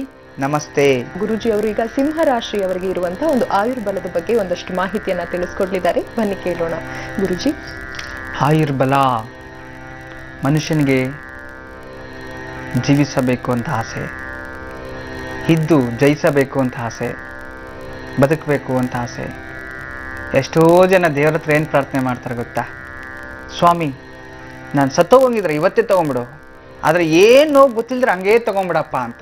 ಎಷ್ಟು ಈಸಿಯಾಗಿ ಹೇಳ್ತಾರಲ್ವ ಅವರು, ಎಷ್ಟು ಸುಲಭವಾಗಿ. ಏನು ಕರ್ಮ ಪಾಪ ಗೊತ್ತಿದ್ದು ಏನಾದರೂ ಅವೆಲ್ಲ ಅನುಭವಿಸ್ಲೇಬೇಕು, ಹಂಗೆ ಹೋಗೋಕ್ಕಾಗೋದಿಲ್ಲ. ಲಾಸ್ಟಲ್ಲಿ ಕೊನೆ ಕ್ಷಣದಲ್ಲಿ ನರಳಾಡ್ತಿರ್ತಾರೆ ಕೆಲವರು, ತುಂಬ ಒದ್ದಾಡ್ಬಿಡ್ತಾರೆ, ತುಂಬ ನೊಂದ್ಕೊಂಡ್ಬಿಡ್ತಾರೆ. ಅವರು ರೋಗಗಳನ್ನು, ಅವ್ರು ಕಷ್ಟಪಡೋದನ್ನ ಬೇರೆಯವ್ರು ನೋಡೋಕ್ಕಾಗೋದಿಲ್ಲ. ಬೇರೆಯವರು ನಾವೇನ್ ಕರ್ಮ ಮಾಡಿದ್ವಪ್ಪ ಇಂಥದ್ದನ್ನ ನಾವು ನೋಡ್ತಿದೀವಿ ಅನ್ಸೆ, ಇವರು ಕರ್ಮವನ್ನ ನಾವೇನ್ ಕರ್ಮ ಮಾಡಿದೀವಿ ಇಂಥದನ್ನ ನೋಡ್ಬೇಕು ಅನ್ನೋ ಅಷ್ಟಿಗೆ ಬೇರೆಯವ್ರ ನೆಮ್ಮದಿ ಹಾಳಾಗುವಷ್ಟು ನೊಂದ್ಕೊಂಡ್ಬಿಡ್ತಾರೆ. ಕೆಲವರು ಆಕ್ಸಿಡೆಂಟ್ ಆಗ್ಬಿಡುತ್ತೆ, ಕೈ ಹೋಗ್ಬಿಡುತ್ತೆ, ಕಾಲು ಹೋಗ್ಬಿಡುತ್ತೆ. ಪರಮಾತ್ಮ ಬೇಡ. ಅದಕ್ಕೆ ನಾವಿರೋಷ್ಟು ದಿನ ಆರೋಗ್ಯವಂತರಾಗಿರ್ಬೇಕು. ಆರೋಗ್ಯವೇ ಮಹಾಭಾಗ್ಯ. ವೇದ ಹೇಳಿರೋದು ಸುಳ್ಳಲ್ಲ. ಆರೋಗ್ಯ ಅದು ಮಹಾಭಾಗ್ಯ. ಅದ್ರ ಮುಂದೆ ಯಾವುದೂ ಇಲ್ಲ. ಎಷ್ಟೋ ಜನ ಕುರುಡರಿದ್ದಾರೆ ಪಾಪ, ಪೂರ್ವಾದಿತ ಕರ್ಮಫಲ. ಅವ್ರು ಈ ಜನ್ಮದಲ್ಲಿ ಏನೂ ಮಾಡಿಲ್ಲ, ಎಲ್ಲೋ ಬಾಂಬ್ ಬ್ಲಾಸ್ಟ್ ಆಯಿತು, ಎಷ್ಟೋ ಜನ ಸತ್ತೋದ್ರು, ಕೈ ಕಾಲು ಕಳ್ಕೊಂಡ್ರು. ಸುನಾಮಿ ಆಯಿತು, ಎಷ್ಟೋ ಜನ ಸತ್ತೋದ್ರು. ಪಾಪ ಅವರೆಲ್ಲ ಏನು ಕರ್ಮ ಮಾಡಿದ್ರು? ಅಷ್ಟು ಜನ ಒಂದೇ ದಿನ ಮಾಡಿದ್ರಾ? ಅವೇ ಗಂಡಾಂತರಗಳು ನಮ್ಮ ಜೀವನದಲ್ಲಿ. ಅಂಥ ಗಂಡಾಂತರಗಳು ಬಂದಾಗ ಸ್ವಲ್ಪ ಎಚ್ಚರಿಕೆ ಇರಬೇಕು ಅಂತ ಅದಕ್ಕೆ ಕೇಳೋದು. ಈಗ ತಾನೇ ನಾವೊಂದು ಕಾಲ್ ಮಾಡಿದ್ವಿ, ಅಮೃತ್. ಮತ್ತು ಅವ್ರಿಗೆ ಇನ್ನೊಂದು ಹೆಸರು ಏನೋ ಇದೆ, ಚೆನ್ನಾಗಿರ್ತಕ್ಕಂಥ ಹೆಸರು, ಏನೋ ಶ್ರೀ ಸುದರ್ಶನೋ ಏನೋ ಹೇಳಿದರು. ತುಂಬ ಹೆಸರು ಚೆನ್ನಾಗಿದೆ, ಅದಕ್ಕೆ ಮೈಂಡಲ್ಲಿ ನೆನಪಾಗಿತ್ತು. ಆ ರೀತಿ ಆಯಾ ಏಜಲ್ಲಿ ಸರ್ಟನ್ ಆಗಿ ಗಂಡಾಂತರಗಳು ಬರುತ್ತೆ ಅಂತ ನಾನು ಹೇಳಿದಾಗ ನೀವು ಅದ್ರ ಬಗ್ಗೆ ಸ್ವಲ್ಪ ಜಾಗ್ರತೆ ವಹಿಸೋದು ತುಂಬ ಒಳ್ಳೆಯದು. ಸಿಂಹ ರಾಶಿಯವರಿಗೆ ವಿಶೇಷವಾಗಿ ಈ ದಿನ ನಾನು ಹೇಳ್ತಿರ್ತಕ್ಕಂಥದ್ದು ಒಂದು ವಿಚಾರ ನೆನ್ಪಿಟ್ಕೊಳ್ಳಿ. ಸಂಧಿಕಾಲ, ಶುಕ್ರಾದಿತ್ಯ ಸಂಧಿ ಶಾಂತಿ ನೆನ್ಪಿಟ್ಕೊಳ್ಳಿ. ಶನಿ ಕುಜ ಸಂಧಿ ಶಾಂತಿ, ಶನಿ ಬೃಹಸ್ಪತಿ ಸಂಧಿ ಶಾಂತಿ. ಎರಡನೇದಾಗಿ ಮತ್ತೆ ರಾಹು ಕುಜ ಸಂಧಿ ಶಾಂತಿ. ಇವೆಲ್ಲವೂ ಸಹ ಸಂಧಿ ಸಮಯದಲ್ಲಿ ನಡೆಯುವಂಥದ್ದು. ಒಂದು ದಶೆ ಕಂಪ್ಲೀಟ್ ಆಗಿ ಮತ್ತೊಂದು ದಶೆ ಪ್ರಾರಂಭ ಆಗುತ್ತಲ್ಲ, ಅಲ್ಲಿ ಗಂಡಾಂತರಗಳು ಸ್ಟಾರ್ಟ್ ಆಗುತ್ತೆ. ಆ ಸಮಯದಲ್ಲಿ ನಾವು ಜಾತಕವನ್ನು ನೋಡಿ ಹೇಳಿ ನಾವು ಕರೆಕ್ಟಾಗಿ ಇಂಥದ್ದೇ ಆಗುತ್ತೆ ಅಂತ ನಾವು ಹೇಳ್ತೀವಿ. ಆದ್ರೆ ಇದು ಏನಪ್ಪಾ ಅಂತಂದ್ರೆ, ಆ ರಾಶಿಯಲ್ಲಿ ಹುಟ್ಟಿದ್ದಾರೆ ಅಂದ್ರೆ ಇದು ಮಿಸ್ ಇಲ್ಲ ಅಂತ ಅರ್ಥ. ಖಂಡಿತ ನಡೆಯುತ್ತೆ, ಸಣ್ಣದಾಗಾದ್ರೂ ನಡೆಯುತ್ತೆ. ಆದ್ರೆ ನಾವು ಮಾಡತಕ್ಕಂಥ ಕರ್ಮಫಲ ಕ್ಯಾಲ್ಕುಲೇಷನ್ ಮಾಡ್ತಾನೆ. ಯಾವ್ಯಾವ ಏನೇನು ಕರ್ಮಫಲ ಮಾಡಿದ್ಯಾ, ಒಳ್ಳೇದೆಷ್ಟು ಮಾಡಿದ್ಯಾ, ಕೆಟ್ಟದೆಷ್ಟು ಮಾಡಿದ್ಯಾ, ಏನೇನು ಮಾಡಿದ್ಯಾ ಅಂತಂದ್ರೆ ಸರಿಯಾದ ಸಮಯಕ್ಕೆ ಊಟ ತಿಂಡಿ ಎಲ್ಲ ಬಿಟ್ಬಿಡಿ. ಆಸಿಡಿಟಿ ಎಷ್ಟು ದಿನಕ್ಕೆ ಬರುತ್ತೆ? ಅವಾಗಲೇ ಬರುತ್ತಾ? ನಿಧಾನಕ್ಕೆ ವಯಸ್ಸು ಆಗ್ತಾ ಆಗ್ತಾ ಆಗ್ತಾ ಗ್ಯಾಸ್ಟ್ರಿಕ್ ಶುರುವಾಗುತ್ತೆ. ಏನಪ್ಪ ಅಂತಂದ್ರೆ ಇಷ್ಟು ದಿನ ನ್ಯಾಯವಾಗಿ ಊಟ ಮಾಡಿಲ್ಲ, ಅದಕ್ಕೆ ಈ ರೋಗ ಬಂತು ಅಂತ ಅವಾಗ ನೀವೇ ಹೇಳ್ಕೊಂತೀರಿ. ಹಾಗೇ ನೀವು ಅಲ್ಲಿ ಮಾಡತಕ್ಕಂಥ ಕರ್ಮಫಲಗಳು ಆಯುಷ್ಯ ಮೇಲೆ ಡಿಪೆಂಡ್. ನೀವು ಮಾಡ್ತಕ್ಕಂಥ ಕರ್ಮಫಲಗಳು ಕೊನೆ ಕ್ಷಣದಲ್ಲಿ ಸುಖವಾಗಿ ಸಾಯ್ಬೇಕಾ, ಅನ್ಯಾಯವಾಗಿ ಸಾಗ್ಬೇಕಾ, ನ್ಯಾಯವಾಗಿ ಬದುಕಿ ಸಾಯ್ಬೇಕಾ ಅನ್ನೋದು ಅಲ್ಲಿ ಡಿಪೆಂಡ್ ಆಗುತ್ತೆ. ಅದಕ್ಕೆ ಆಗೋದಾದ್ರೆ ಜೀವನದಲ್ಲಿ ಯಾರಿಗೂ ಕೆಟ್ಟದ್ದು ಮಾಡಬೇಡಿ. ಆಗದೆ ಇದ್ರೆ ನೀವು ಸುಮ್ಮನೆ ಆಗ್ಬಿಡಿ. ಆಗೋದಾದ್ರೆ ಒಳ್ಳೆಯದೇ ಮಾಡಿ. ಕೆಟ್ಟದ್ದನ್ನು ಬಯಸಿ ಬೇರೆಯವ್ರಿಗೆ ಸುಳ್ಳು ಹೇಳಿ ಅವ್ರ ತಲೆಯನ್ನು ತುಳಿದು ಅವ್ರಿಗೆ ಮೋಸ ಮಾಡಿ ನೀವು ದುಡ್ಡು ತಿಂದು ಹಾಳಾಗೋದ್ರೆ ಬರಬಾರ್ದು ರೋಗಗಳು ಬಂದೇ ಸಾಯೋದು. ನೆನ್ಪಿಟ್ಕೊಳ್ಳಿ. ಅದು ವಿಶೇಷವಾಗಿ ನ್ಯಾಯವಂತರು. ಎಷ್ಟೋ ಜನ ದಡ್ರೆ ಅಲ್ವಾ ಹೋಗೋದು, ನಮ್ಮಂಥವ್ರೆ. ಕೊನೆಗೆ ನಮ್ಮಂಥವ್ರೆ ನಾವು ಒಳ್ಳೇದು ಒಳ್ಳೇದು ಅಂತ ಹೇಳ್ತೀವಲ್ಲ, ನಮ್ಮಂಥವ್ರಿಗೆ ಮೋಸ ಮಾಡೋ ಜನ. ಏನೋ ಕಷ್ಟ ಅಂತ ಹೇಳ್ತಾರೆ ಪಾಪ. ನೋಡಿ, ದೊಡ್ಡ ಕರ್ಮ ಯಾವುದು ಅಂತಂದ್ರೆ ನೊಂದುಕೊಳ್ಳುವಂಥ ಮನ್ಸಿಗೆ ನೋವು ಮಾಡ್ತಾರ ಬೇರೆಯವ್ರಿಗೆ. ಅದಕ್ಕಿಂತ ಕರ್ಮದಿಂದ ಹಂಗ ನೋವಾದ್ರೆ ಮರ್ತೋಗ್ತಾರೆ. ಮನ್ಸಿಗೆ ನೋವಾದ್ರೆ ಜೀವನದಲ್ಲಿ ಮರಿಯಲ್ಲ. ಅದಕ್ಕೆ ಕ್ಷಮೆನೆ ಅನ್ನೋದೇ ಇಲ್ಲ. ಬೇರೆಯವ್ರಿಗೆ ಮನ್ಸಿಗೆ ನೋಯಿಸ್ಬೇಡಿ, ಬೇರೆಯವ್ರ ಮನ್ಸಿಗೆ ನೊಂದಿಸ್ಬೇಡಿ. ನನ್ನ ಹತ್ರ ಎಷ್ಟು ಜನ ಬರ್ತಿದ್ದಾರೆ ಗೊತ್ತಾ, ಗುರುಗಳೇ ನಾವು ಕಷ್ಟ ಅಂತ ಬಂದ ಅವನಿಗೆ 1 ಲಕ್ಷ ಸಹಾಯ ಮಾಡಿದ್ವಿ, ಈಗ ನೀನು ಯಾರು ಕೊಡೋದಕ್ಕೆ ಕೋರ್ಟ್ಗೆ ಹೋಗು ಅಂತಾರೆ ಗುರುಗಳೇ. ನಾವೇನು ಅನ್ಯಾಯ ಮಾಡಿದ್ವಿ, ಒಳ್ಳೇದಾಗುತ್ತಾ ಅವ್ರಿಗೆ ಅಂತ ಹೇಳಿದ್ರು ಕಣ್ಣಲ್ಲಿ ನೀರು ಹಾಕ್ತಾರೆ. ಆ ಪಾಪ ನಿಮ್ಗೆ ಬಿಡಲ್ಲ. ಅಷ್ಟೇ ಅಲ್ಲ, ಯಾರೋ ಒಬ್ರು ಸರಿ ಏನೋ ಒಂದು ಭೂಮಿಗೋ ವಿಚಾರಕ್ಕೋ ಮತ್ತೊಂದಿಗೆ ಏನೋ ಒಂದು ಸಹಾಯ ಮಾಡಿರ್ತಾರೆ ನಿಮಗೆ. ನಿಮ್ಮ ಕಷ್ಟ ನೋಡು ಅವ್ರು ಸಹಾಯ ಮಾಡಿರ್ತಾರೆ. ಹಾಗಂತೇಳಿ ಅವ್ರು ಕೊಡೋದಿಲ್ಲ. ನಾವು ಕೊಡ್ತೀವಿ ಅಂತ ಹೇಳಿದೀವ, ಬರ್ಕೊಟ್ಟಿದೀವ, ನಾವು ಇದ್ದಾಗ ಕೊಡ್ತೀವಿ ಹೋಗು ಅಂತಂದ್ರೆ ಆ ಕರ್ಮ ಇದೆಯಲ್ಲ, ಚಾಲೆಂಜ್ ಮಾಡಿ ಹೇಳ್ತೀನಿ, ಖಂಡಿತವಾಗ್ಲೂ ಒಂದಲ್ಲ ಒಂದಿನ ನೀವು ಅನುಭವಿಸ್ತಾರೆ. ಇದು ಸತ್ಯ. ನಿಮ್ಮನ್ನು ಸುಮ್ಮನೆ ಬಿಡಲ್ಲ ಅದು. ಅಂತ ದೊಡ್ಡ ಕರ್ಮವನ್ನು ಅನುಭವಿಸ್ತೀರಿ. ಬರಬಾರ್ದು ಲೋಕಗಳು ಬರುತ್ತೆ. ನಿಮ್ಗೆ ಹೋಗದೆ ಹೋದ್ರೆ ಮಕ್ಕಳು ಬೇರೆಯವನ ಜೊತೆ ಓಡಾಟೋಗ್ತಾರೆ. ಆ ಒಂದು ನೋವು ನಿಮ್ಗೆ ಇಲ್ಲಿ ನೋವು ಕೊಟ್ಟಿರ್ತಾರಲ್ಲ, ದೊಡ್ಡವ್ರಿಗೆ, ಹಿರಿಯರಿಗೆ, ಒಳ್ಳೆ ಜನರಿಗೆ, ಆ ನೋವು ನಿಮ್ಮ ಮಗಳು ಮನೆ ಬಿಟ್ಟು ಆಚೆಗೆ ಹೋಗ್ತಿರಲ್ಲ, ಅವಮಾನ ತಾಳಲಾರ್ದೆ, ಬದುಕಕ್ಕಾಗದೆ, ಬಾಳಕ್ಕಾಗದೆ ಅನುಭವಿಸ್ತೀರ. ಅದು ಕರ್ಮ. ಇನ್ನು ಕೆಲವ್ರ ಮನೆಗಳಲ್ಲಿ ಒಳ್ಳೇದಾಗಿ ಇದ್ರೂ ಸಹ ಯಾರೋ ಬೇರೆಯವ್ರಿಗೆ ಸುಳ್ಳೇಳಿ ವಂಚನೆ ಮಾಡಿ ನೀವು ಅವರಿಂದ ಹೆಂಡತಿ ಮಕ್ಕಳು ಬದುಕಿಸ್ತೀರ. ಅಂಥವ್ರಿಗೆ ರೋಗಹೀನತೆ ಆಗುತ್ತೆ. ಮತ್ತು ವಿಶೇಷವಾಗಿ ಅವರಿಂದ ನಿಮಗೆ ತೊಂದರೆಗಳು ಯಾವ ರೀತಿ ಆಗುತ್ತೆ, ಕೈಕಾಲು ಮುರಿದೋಗುತ್ತೆ, ಕೊನೆಯಲ್ಲಿ ಸ್ಟ್ರೋಕ್ ಆಗ್ಬಿಡುತ್ತೆ, ನರಳಾಡ್ತಿರ್ತೀರ. ನಿಮ್ಮ ಮಲಮೂತ್ರ ವಿಸರ್ಜನೆಗಳು ಮಲಗಿದ ಜಾಗದಲ್ಲೇ ಆಗ್ತಾ ಇರುತ್ತೆ. ಅದನ್ನ ಬೇರೆಯವ್ರು ನೋಡಿ ನಿಮ್ಗೆ ಅಸಹ್ಯ ಪಡಬೇಕು. ಅವಾಗ ನಿಮ್ಮ ಮನಸ್ಸು ನೊಂದ್ಕೊಳ್ಳುತ್ತಲ್ಲ, ಆ ಒಂದು ಪ್ರಾಯಶ್ಚಿತ್ತದ ಮನಸ್ಸು. ಅದಕ್ಕೆ ನೆನ್ಪಿಟ್ಕೊಳ್ಳಿ, ನಿಮ್ಗೆ ಸಹಾಯ ಮಾಡಿದವರು, ಕಷ್ಟಪಟ್ಟು ನಿಮಗೆ ಅನುಕೂಲ ಮಾಡಿದವ್ರಿಗೆ ಅವ್ರ ಪಾದ ತೊಳೆದ ಅವ್ರ ಪಾದ ತೀರ್ಥ ಕುಡೀರಿ. ಅದು ಪ್ರಾಯಶ್ಚಿತ್ತ, ಒಳ್ಳೇದಾಗತ್ತೆ. ಹಾಗಂತೇಳಿ ಅವ್ರನ್ನೇ ದೂಷಿಸ್ಕೊಂಡು, ಅವ್ರನ್ನೇ ಬೈಕೊಂಡು, ಅವ್ರ ಮೇಲೆ ಕುನ್ನಾರಗಳು ಮಾಡಿ ಅವ್ರನ್ನ ಸಾಯಿಸ್ಬಿಟ್ರೆ, ಓ ನಮ್ಮ ಆಸ್ತಿ ನಮ್ಗೆ ಉಳ್ಕೊಂಡ್ಬಿಡುತ್ತೆ, ಅವ್ನು ಸಾಯಿಸ್ಬಿಟ್ರೆ ನಮ್ಮ ದುಡ್ಡು ನಮ್ಗೆ ಉಳ್ಕೊಂಡ್ಬಿಡುತ್ತೆ, ಈ ರೀತಿ ನೀವು ಮಾಡಿದ್ರು ಅನುಭವಿಸ್ಲೇಬೇಕು. ಏನ್ ಗುರುಗಳೇ, ಇರೋ ಅಷ್ಟು ದಿನ ಮೋಸ ಮಾಡ್ಬಿಡ್ತೀನಿ, ಬದುಕ್ಬಿಡ್ತೀನಿ, ಮತ್ತೆ ಸತ್ತೋದ್ರೆ ಹೋಗೋ, ನಿನ್ಗೆ ಅದ್ ಬಿಡಲ್ಲೋ, ಮೂರ್ಖ ಮುಂಡೆ ಇದೆ, ನಿನ್ ಮಕ್ಳಿಗೆ ಬರುತ್ತೆ. ನೆನ್ಪಿಟ್ಕೋ, ತಂದೆ ತಾಯಿ ಮಾಡಿದ ಕರ್ಮದಿಂದಾನೇ ಮಕ್ಕಳು. ಎಷ್ಟೋ ಜನ ಹೇಳ್ತಲ್ಲ, ತಂದೆ ತಾಯಿ ಏನ್ ಮಾಡಿದ್ರೋ ಇಂಥ ಕರ್ಮ, ಹಿಂಗ್ ಸತ್ರು, ನಾಯಿ ಪಾಡು, ನಾಯಿ ಸತ್ತಂಗ್ ಸತ್ರು. ಕೊನೆಗೆ ನಾಯಿ ಸಾವು ಯಾವ್ದು ಗೊತ್ತಾ? ಹೇಳೋದು ಬೇಡ, ಇನ್ನೊಂದು ದಿನ ಅದ್ರ ಬಗ್ಗೆ, ನಾಯಿ ಸಾವು ಬಗ್ಗೆನೇ ನಾನು ತಿಳಿಸ್ತೀನಿ. ಈ ದಿನ ಒಳ್ಳೇದಾಗಿ ಬದುಕಬೇಕು, ಇರೋಷ್ಟು ದಿನ ಆರೋಗ್ಯವಂತರಾಗಿರ್ಬೇಕು ಅನ್ನೋದಾದ್ರೆ ನ್ಯಾಯಬದ್ಧವಾಗಿ ಬದುಕಿ ಜೀವನದಲ್ಲಿ, ಅಷ್ಟೇ ನಾನು ಹೇಳೋದು. ಈಗ ಸಿಂಹರಾಶಿಯ ಒಂದು ಜನನ, ಅವರ ಆಯುರ್ಬಲ, ಅವ್ರಿಗೆ ಆಯುಷ್ ಎಷ್ಟು, ಅದ್ರ ಬಗ್ಗೆ ಬರ್ಕೊಳ್ಳಿ. ಪೆನ್ನು ಪೇಪರ್ ತಗೊಂಡು ಯಾರೋ ಒಬ್ರು ಬರ್ದಿಟ್ಕೊಂಡ್ರೆ ಒಂದು ಡಾಕ್ಯುಮೆಂಟ್ರಿ ಆಗುತ್ತೆ. ನಿಮ್ಗೆಲ್ದೆ ಹೋದ್ರೆ ನಿಮ್ಮ ಮಕ್ಳಿಗೋ ಮೊಮ್ಮಕ್ಳಿಗೋ ಆಗುತ್ತೆ. ನೀವು ಹೇಳೋದ್ರಿಂದ ನನಗೇನು ಪ್ರಯೋಜನ ಅನ್ನೋದಾದ್ರೆ ಟಿವಿ ಆಫ್ ಮಾಡಿ ಸುಮ್ಮನೆ ಬಾಯಿ ಮುಚ್ಕೊಂಡು ಕೂತ್ಕೊಳ್ಳಿ, ಅನಾವಶ್ಯಕವಾಗಿ ಮಾತಾಡಕ್ಕೆ ಹೋಗ್ಬೇಡಿ. ಆದರೆ ಈ ದಿನ ಸಿಂಹ ರಾಶಿಯಲ್ಲಿ ಹುಟ್ಟಿರ್ತಕ್ಕಂಥವ್ರಿಗೆ ವಿಶೇಷವಾಗಿ ಜನನ ಆದ 1 ವರ್ಷದಲ್ಲಿ, ವಿಶೇಷವಾಗಿ ನೋಡಿ, ಜನನಾದಿ ಕೆಲವು ದಿನಗಳು, ಒಂದು 3 ತಿಂಗಳು, 4 ತಿಂಗಳು, 6 ತಿಂಗಳ ತನಕ ಅತಿ ಹೆಚ್ಚು ಮಕ್ಕಳಿಗೆ ವಿಶೇಷವಾಗಿ ಈ ಸನ್ನಿಪಾತ ಅಂತ ಆಗುತ್ತೆ. ಸನ್ನಿಪಾತಗಳು ಜಾಸ್ತಿ, ಜಾಂಡೀಸು ಅಂತ ಹೇಳ್ಬೋದು ನಾವು. ಈ ಕೋಲ್ಡ್ ಇನ್ಫೆಕ್ಷನ್, ಸೂರ್ಯನ ಒಂದು ಕಿರಣಗಳು ಬೀಳ್ದಿರೋದ್ರಿಂದ, ಚಳಿಯಿಂದ ಜಾಸ್ತಿಯಿಂದ ಏನಾಗುತ್ತೆ, ಸನ್ನಿಪಾತ, ಮೈಯೆಲ್ಲ ಹಳದಿ ಆಗ್ಬಿಡುವಂಥದ್ದು, ಕಣ್ಣು ಹಳದಿ ಆಗ್ಬಿಡುತ್ತೆ, ಇಂಥದ್ದು ಆಗುವಂಥದ್ದು ಜಾಸ್ತಿ ಇರುತ್ತೆ. ಅದರಿಂದ ಬೆಚ್ಚಗಿಡಬೇಕು ಅಂತ ಹೇಳ್ತಾರೆ ಡಾಕ್ಟರ್ಸ್. ಅದರಿಂದ ಆ ವಿಚಾರಕ್ಕೆ ಮಕ್ಕಳು, ನಿಮ್ಮ ಮನೇಲಿ ಮಕ್ಕಳು ಹುಟ್ಟಿದ್ರು ಜಾಗ್ರತೆ ಇರಬೇಕಾಗತ್ತೆ. ಮತ್ತೆ ದೇಹ ಬಾಧೆ ಜಾಸ್ತಿ ಅದರಿಂದ ಆಗುವಂಥದ್ದು. 3 ಸಾರಿ ಮೂತ್ರದ ಸಂಬಂಧಪಟ್ಟಿರೋ ಹಾಗೆ ತೊಂದರೆ ಆಗೋದು 5 ವರ್ಷದೊಳಗಡೆ. 3 ಸಲ ಮೂತ್ರ ಜಾಮ್ ಆಗ್ಬಿಡುವಂಥದ್ದು, ಅಥವಾ ಅದ್ರಿಗೆ ಸಂಬಂಧಪಟ್ಟಿರೋ ತೊಂದರೆ ಆಗೋದು, ಇನ್ಫೆಕ್ಷನ್ಸ್ ಆಗುವಂಥದ್ದು, ಈ ಮೂತ್ರ ವಿಸರ್ಜನೆಯಲ್ಲಿ ತುಂಬಾ ತೊಂದರೆ ಆಗುವಂಥದ್ದು ಈ ರೀತಿ ಆಗುತ್ತೆ. ತುಂಬಾ ಜಾಗ್ರತೆ ಇರಬೇಕು ಜೀವನದಲ್ಲಿ. 3 ಸರಿ ಹಾಗೆ ಆಗುತ್ತೆ, ನಿಮಗೆ ಜಾಗ್ರತೆ ವಹಿಸಿ. ಮತ್ತೆ 5ನೇ ವರ್ಷದಲ್ಲಿ, ಮತ್ತೆ 20ನೇ ವರ್ಷದಲ್ಲಿ, ಹಾಗೂ 30ನೇ ವರ್ಷದಲ್ಲಿ, ಹೀಗೆ ಅತಿ ಹೆಚ್ಚು ದೊಡ್ಡ ಗಂಡಾಂತರ. ಮಗುಗ 5ನೇ ವರ್ಷದಲ್ಲಿ 1 ಗಂಡಾಂತರ, ಮತ್ತೆ 20ನೇ ವರ್ಷದಲ್ಲಿ 1 ಗಂಡಾಂತರ, 30ನೇ ವರ್ಷದಲ್ಲಿ 1 ಗಂಡಾಂತರ. ಈ 3 ಗಂಡಾಂತರಗಳು ಮೇಜರ್ ಇರುತ್ತೆ. ಅದು ಯಾವ ರೀತಿ ಆದ್ರೂ ಗಂಡಾಂತರ ಬರ್ಬೋದು. ಈ ಒಂದು ವಿಶೇಷವಾದ ಒಂದು ತೊಂದರೆ ಇರುತ್ತೆ. ಈ 30 ವರ್ಷ ಕಳೆದೋದ ನಂತರ ಇವೆಲ್ಲವನ್ನು ಕಳೆದ್ರೆ 65 ವರ್ಷ 5 ತಿಂಗಳು 25 ದಿವಸಕ್ಕೆ ಆತನಿಗೆ ಮೃತ್ಯು ಸಂಭವಿಸುತ್ತೆ. ಇಷ್ಟೇ ನಿಮ್ಗೆ ಈ ಒಂದು ಗಂಡಾಂತರ ಜಂಪ್ ಆಯ್ತು ಅಂದ್ರೆ, ತಿಥಿ ಕರ್ಮಗಳಲ್ಲಿ ಒಳ್ಳೇದು ಕೆಟ್ಟದ್ದು ಯೋಚನೆ ಮಾಡ್ಕೊಂಡ್ ಬಂದಿರ್ತಿರಲ್ಲ, ಅದೆಲ್ಲ ಆದ ನಂತರ ಇಲ್ಲಿ ಕ್ಯಾಲ್ಕುಲೇಷನ್ ಆಗಿ ಅಲ್ಲಿ ಬದುಕ್ಬೇಕಾ ಬೇಡವಾ, ಅಲ್ಲಿಂದ ಮೇಲೆಗೆ. ಮತ್ತೆ 100 ವರ್ಷ ಸೆಂಚುರಿ ಗ್ಯಾರಂಟಿ. ಆದ್ರೆ ಅದ್ರ ಮಧ್ಯದಲ್ಲಿ ನೀವು ಯಾವ ನಕ್ಷತ್ರದಲ್ಲಿ, ಅಲ್ಲಿ ಪುಬ್ಬ ನಕ್ಷತ್ರದಲ್ಲಿ ಹುಟ್ಟಿದ್ರಾ, ಮಕ ನಕ್ಷತ್ರದಲ್ಲಿ ಹುಟ್ಟಿದ್ರಾ, ಇದನ್ನು ನಾವು ನೋಡ್ಕೋಬೇಕಾಗತ್ತೆ. ನಾವು ನೋಡ್ಕೊಂಡು ಆ ಒಂದು ಯಾವ ದಶೆ ನಡೀತಿದೆ ನಿಮ್ಗೆ, ಯಾವ ದಶೆ ಆದ ನಂತರ ಈ ರೀತಿ ಆಗುತ್ತೆ ನೋಡಿ. ಪುಬ್ಬ ನಕ್ಷತ್ರ ಶುಕ್ರ ದಶೆ, ಶುಕ್ರ ದಶೆಯಲ್ಲಿ ಹುಟ್ಟಿರ್ತಾನೆ. ನೆಕ್ಸ್ಟ್ ಸೂರ್ಯ ದಶೆ ಸ್ಟಾರ್ಟ್ ಆಗುತ್ತೆ, ಅಲ್ಲಿ ಸಂಧಿ, ಎಕ್ಸಾಕ್ಟ್ 5ನೇ ವರ್ಷ ಸಂಧಿ ಇದೆಯಾ, ಅಲ್ಲಿ ಶುರು ಒಂದು ಗಂಡಾಂತರ. ಹಾಗೆ ಆ ಒಂದು ಸಂಧಿಗಳಲ್ಲಿ ಗಂಡಾಂತರಗಳು ಬರುತ್ತೆ. ಮತ್ತೆ ಶನಿ ಆಯುಷ್ಯಕರ್, ಅವನು ಎಲ್ಲಿದ್ದಾನೆ, ಅವನ ದಶೆ ನಡೆಯುತ್ತೆ ನೋಡಿ. ಸೂರ್ಯ ದಶೆಯಲ್ಲಿ ಶನಿ ಭುಕ್ತಿ, ಶನಿ ದಶೆಯಲ್ಲಿ ಸೂರ್ಯ ಭುಕ್ತಿ ಬಂದಾಗ ಪಿತೃಕಾರಕ ಏನಾದರೂ ಅಷ್ಟಮದಲ್ಲಿದ್ರೆ ತಂದೆ ಮರಣ ಪ್ರಾಪ್ತಿ ಗ್ಯಾರಂಟಿ, ಶೋರ್. ಇದು ನಮ್ಮ ಈ ಜಾತಕವನ್ನು ನಾವು ಸಾಕಷ್ಟು ನೋಡಿದ್ದೀವಿ. ಆ ಒಂದು ಅನುಭವದ ಮಾತನ್ನು ನಾನು ನಿಮ್ಗೆ ತಿಳಿಸ್ತಾ ಇದ್ದೀನಿ. ಸುಮ್ಮನೆ ಗುರುಗಳು ಹೇಳ್ಬಿಟ್ರು ಹೇಳ್ದಂಗೆ ನಡೆದಿರೋದಂತಲ್ಲ. ನೀವೊಂದು ವಾರದಿಂದ ನಾನು ಇದು ಹೇಳಿದ್ಮೇಲೆ ನಮ್ಮ ಆಫೀಸ್ ಕಾಲ್ಗೆ ಲಿಸ್ಟ್ ಬಂದಿದೆಯಲ್ಲ, ಅದು ನೋಡಿದ್ರೆ ಅವರ ಅಭಿಪ್ರಾಯಗಳು ತಿಳ್ಕೊಂಡ್ರೆ ಗೊತ್ತಾಗುತ್ತೆ. ಇದೆಲ್ಲ ಬರೆದಿಟ್ಕೊಂಡಿದ್ರಿ.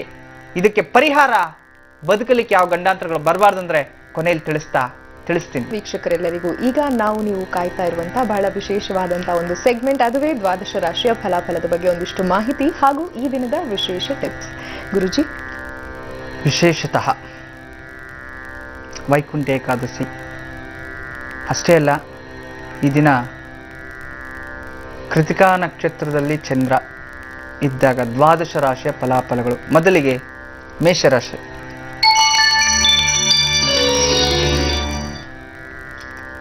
ಮೇಷರಾಶಿಯವರೆಗೆ 12ರಲ್ಲಿ ಚಂದ್ರ. ಮನೆಯಲ್ಲಿ ಜಗಳ, ಹೆಣ್ಣು ಮಕ್ಕಳಿಗೆ ಮನಸ್ಸಿಗೆ ಅಶಾಂತಿ. ಸ್ವಲ್ಪ ವಿಷ್ಣು ಆರಾಧನೆ ಮಾಡ್ಕೊಂಬಿಡಿ, ಒಳ್ಳೇದಾಗತ್ತೆ, ಚಿಂತೆ ಮಾಡಬೇಡಿ. ಹಿರಿಯರಿಗೆ ಆರೋಗ್ಯದಲ್ಲಿ ಸ್ವಲ್ಪ ತೊಂದರೆ ಆಗುವಂಥದ್ದು. ಪುರುಷರಲ್ಲಿ ಏನೋ ದುಃಖಿತನಾಗ್ತಾನೆ, ಮನಸ್ಸಲ್ಲೇ ಕೊರಗುವಂಥದ್ದು, ಜಾಗ್ರತೆ ವಹಿಸಬೇಕು. ಇದನ್ನ ಸ್ವಲ್ಪ ಅಶುಭಗಳೇ ಅತಿ ಹೆಚ್ಚಾಗಿದೆ. ಆದ್ದರಿಂದ ನಿಮ್ಮ ಮೇಷರಾಶಿಯವರಿಗೆ 2ರಲ್ಲಿ ಚಂದ್ರ ಇದ್ದಾನೆ. ಸ್ವಲ್ಪ ಆರ್ಥಿಕ ಸ್ಥಿತಿಯಲ್ಲಿ ಯಾವುದೋ ಒಂದು ಬರುತ್ತೆ ದುಡ್ಡು, ಹಣ ಇವತ್ತು ಅಂತ ಎಕ್ಸ್ಪೆಕ್ಟೇಷನ್ ಇಟ್ಕೊಂಡಿರ್ತೀರಿ. ಆ ಹಣ ಬರೋದಿಲ್ಲ, ಯಾವುದೋ ಒಂದು ರೀತಿ ನಿಮಗೆ ತೊಂದರೆ ಆಗುತ್ತೆ, ಇನ್ಬ್ಯಾಲೆನ್ಸ್ ಆಗುತ್ತೆ. ಆದರೆ ಸಾಯಂಕಾಲ ವೇಳೆಗೆ ಎಲ್ಲವೂ ಸುಸೂತ್ರವಾಗಿ ನಡೆಯುತ್ತೆ. ಸಾಯಂಕಾಲ ಹೆಂಡತಿ ಮಕ್ಕಳ ಜೊತೆ ನಗ್ತಾ ಇರ್ತೀರಿ. ಅಂದರೆ ಸಾಯಂಕಾಲವರೆಗೂ ಗಲಾಟೆ ಮನೇಲಿ ಸ್ವಲ್ಪ ತಾಳ್ಮೆಯಿಂದ ಇದ್ಬಿಡಿ. ಈ ದಿನ ಸಂಕ್ಷಿಪ್ತವಾಗಿ ಶಿವನ ಅಷ್ಟೋತ್ರ, ಶಿವನ ದರ್ಶನ, ಶಿವನ ನಾಮಸ್ಮರಣೆ ಮಾಡ್ಕೊಂಬಿಡಿ. ಎಲ್ಲ ರೀತಿಯ ಶುಭಫಲಗಳು ನಿಮ್ಮದೇ ಆಗುತ್ತೆ. ಇದೀಗ ವೃಷಭ ರಾಶಿ.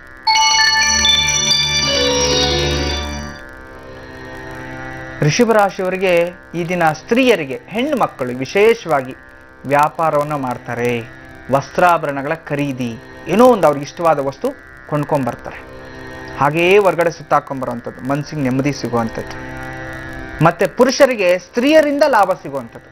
ಸ್ನೇಹಿತರು, ಸ್ನೇಹಿತಿಯರು, ಪ್ರೇಯಸಿ, ಹೆಂಡತಿ, ಮಾವನ ಕಡೆಯಿಂದ ಆ ರೀತಿ ಯಾವುದೋ ಒಂದು ರೀತಿಯಲ್ಲಿ ಹೆಣ್ಣು ಮಕ್ಕಳಿಂದ ಲಾಭವನ್ನು ಪಡಿತೀರಿ. ಅದರ ಮೋಸ ಅವ್ರಿಗೆ ಮಾಡೋಕ್ಕೆ ಹೋಗಬೇಡಿ. ಅಷ್ಟೇ ಅಲ್ಲ, ಅವರಿಂದ ಅತಿ ಹೆಚ್ಚು ಸಂತೋಷವನ್ನು ಪಡಿತೀರಾ ಅಂತ. ಇನ್ನು ಕುಟುಂಬದಲ್ಲಿ ಹಿರಿಯರಿಂದ ಅನುಗ್ರಹ, ಆಶೀರ್ವಾದ ಸಿಗುತ್ತೆ. ಮಕ್ಕಳಿಂದ ಪಿತೃಗಳಿಗೆ ಪ್ರಶಂಸೆ, ತುಂಬ ಚೆನ್ನಾಗಿರ್ತಕ್ಕಂಥ ಮಕ್ಕಳ ವಿಚಾರದಲ್ಲೂ ಅದ್ಭುತವಾದ ದಿನ. ಈ ದಿನ ಸುಬ್ರಹ್ಮಣ್ಯ ಸ್ವಾಮಿ ಅಷ್ಟೋತ್ರ ಓದ್ಕೊಂಬಿಡಿ. ಎಲ್ಲ ಆರ್ಥಿಕ ಶುಭಫಲಗಳು ನಿಮ್ಮದೇ ಆಗುತ್ತೆ. ಇದೀಗ ಮಿಥುನ ರಾಶಿ.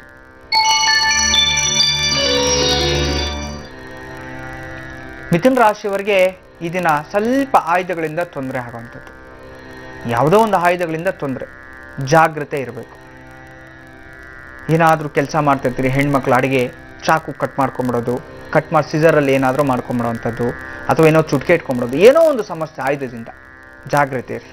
ವಾಷಿಂಗ್ ಮಿಷಿನ್ ಆನ್ ಮಾಡಿ ಒಳಗಡೆ ಕೈ ಇಟ್ಬಿಡೋವಂಥದ್ದು, ಅಲ್ಲಿ ಬೆರಳು ಸಿಕ್ಕ, ಏನೋ ಒಂದು ಆಯುಧ ಅಂತಂದರೆ ಏನೋ ಒಂದು ಸಮಸ್ಯೆ. ಹೆಣ್ಮಕ್ಳು ವಿಶೇಷ ಜಾಗ್ರತೆ ವಹಿಸಬೇಕು. ಮತ್ತು ಸಣ್ಣ ಸಣ್ಣ ಮಕ್ಕಳಿಗೆ ಅತಿ ಹೆಚ್ಚು ಜ್ವರಬಾಧೆ ಅಂತ ಹೇಳ್ತಿದೆ. ಸಣ್ಣ ಮಕ್ಕಳಿಗೆ ಜ್ವರ, ಕೋಲ್ಡ್ ಇನ್ಫೆಕ್ಷನ್ಸು, ಥ್ರೋಟ್ ಅಲರ್ಜಿ, ಜ್ವರಬಾಧೆ, ವೈರಲ್ ಫೀವರ್ಸ್ ಇಂಥ ಸ್ವಲ್ಪ ಜಾಗ್ರತೆ ವಹಿಸಿ. ಹಸಿ ಹೆಚ್ಚು ಬಿಸಿನೀರ ಕುಡಿಸಿ. ಮತ್ತು ಪುರುಷರಿಗೆ ಹೆಚ್ಚು ನಷ್ಟ, ಶೇರ್ ಮಾರ್ಕೆಟಲ್ಲಿರೋರಿಗೆ ಈ ದಿನ ನಷ್ಟವನ್ನು ಅನುಭವಿಸುವಂಥ ದಿನ, ಜಾಗ್ರತೆ ವಹಿಸಬೇಕು. ಜಾಸ್ತಿ ಇನ್ವೆಸ್ಟ್ಮೆಂಟ್ ಏನು ಮಾಡೋಕ್ಕೆ ಹೋಗಬೇಡಿ.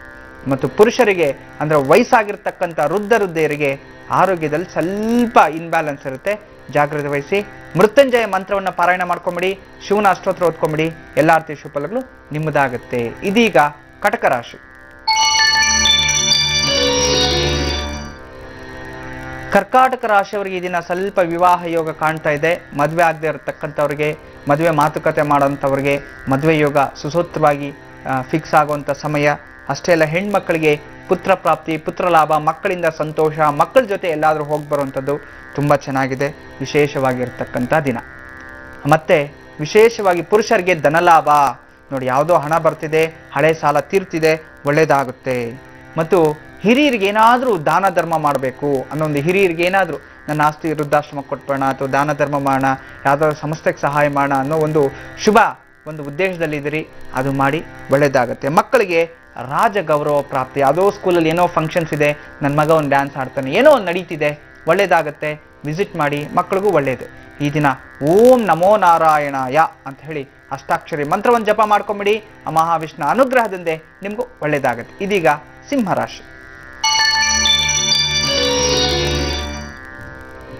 ಸಿಂಹರಾಶಿಯವರಿಗೆ ಈ ದಿನ ಹೆಣ್ಮಕ್ಕಳಿಗೆ ವಸ್ತ್ರಾಭರಣ ಲಾಭ ಅಂತ ಹೇಳ್ತೀವಿ ನೋಡಿ. ವಸ್ತ್ರ ಕೊಂಡ್ಕೊಳ್ಳೋವಂಥದ್ದು, ಆಭರಣ ಅಥವಾ ಹೊಸ ವಸ್ತ್ರ ತಗೊಳ್ಳೋವಂಥದ್ದು, ಹೊಸ ವಸ್ತ್ರಗಳನ್ನು ಧಾರಣೆ ಮಾಡುವಂಥದ್ದು ತುಂಬ ಚೆನ್ನಾಗಿದೆ.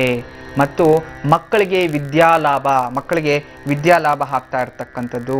ಪುರುಷರಿಗೆ ಉತ್ತಮ ಆರೋಗ್ಯದಲ್ಲಿ ಚೇತರಿಕೆ ಆಗುವಂಥದ್ದು. ಹಿರಿಯರಿಗೆ ಅತಿ ಹೆಚ್ಚು ಶುಭಫಲಗಳನ್ನು ಪಡೆಯುವಂಥದ್ದು, ಯಾವುದೋ ಶುಭ ಸಮಾರಂಭಗಳನ್ನ ಭೇಟಿಯಾಗುವಂಥದ್ದು, ಮತ್ತು ಪರಿಪೂರ್ಣವಾದ ಊಟ ಉಪಚಾರಗಳಲ್ಲಿ ಬಂಧು ಮಿತ್ರರೊಂದಿಗೆ ಭಾಗಿಯಾಗೋದು ವಿಶೇಷವಾದ ದಿನ. ನೀವೆಲ್ಲರೂ ಸಹ ಈ ದಿನ ತುಂಬ ಉತ್ತಮವಾದ ಫಲಗಳನ್ನೇ ಪಡಿತೀರಿ. ಮತ್ತಷ್ಟು ಫಲಗಳು ಪಡಿಬೇಕಾದ್ರೆ ಹನುಮಂತನ ಅಷ್ಟೋತ್ರ ಓದ್ಕೊಂಬಿಡಿ. ಎಲ್ಲ ರೀತಿಯ ಶುಭಫಲಗಳು ನಿಮ್ಮದೇ ಆಗುತ್ತೆ. ಇದೀಗ ಕನ್ಯಾ ರಾಶಿ.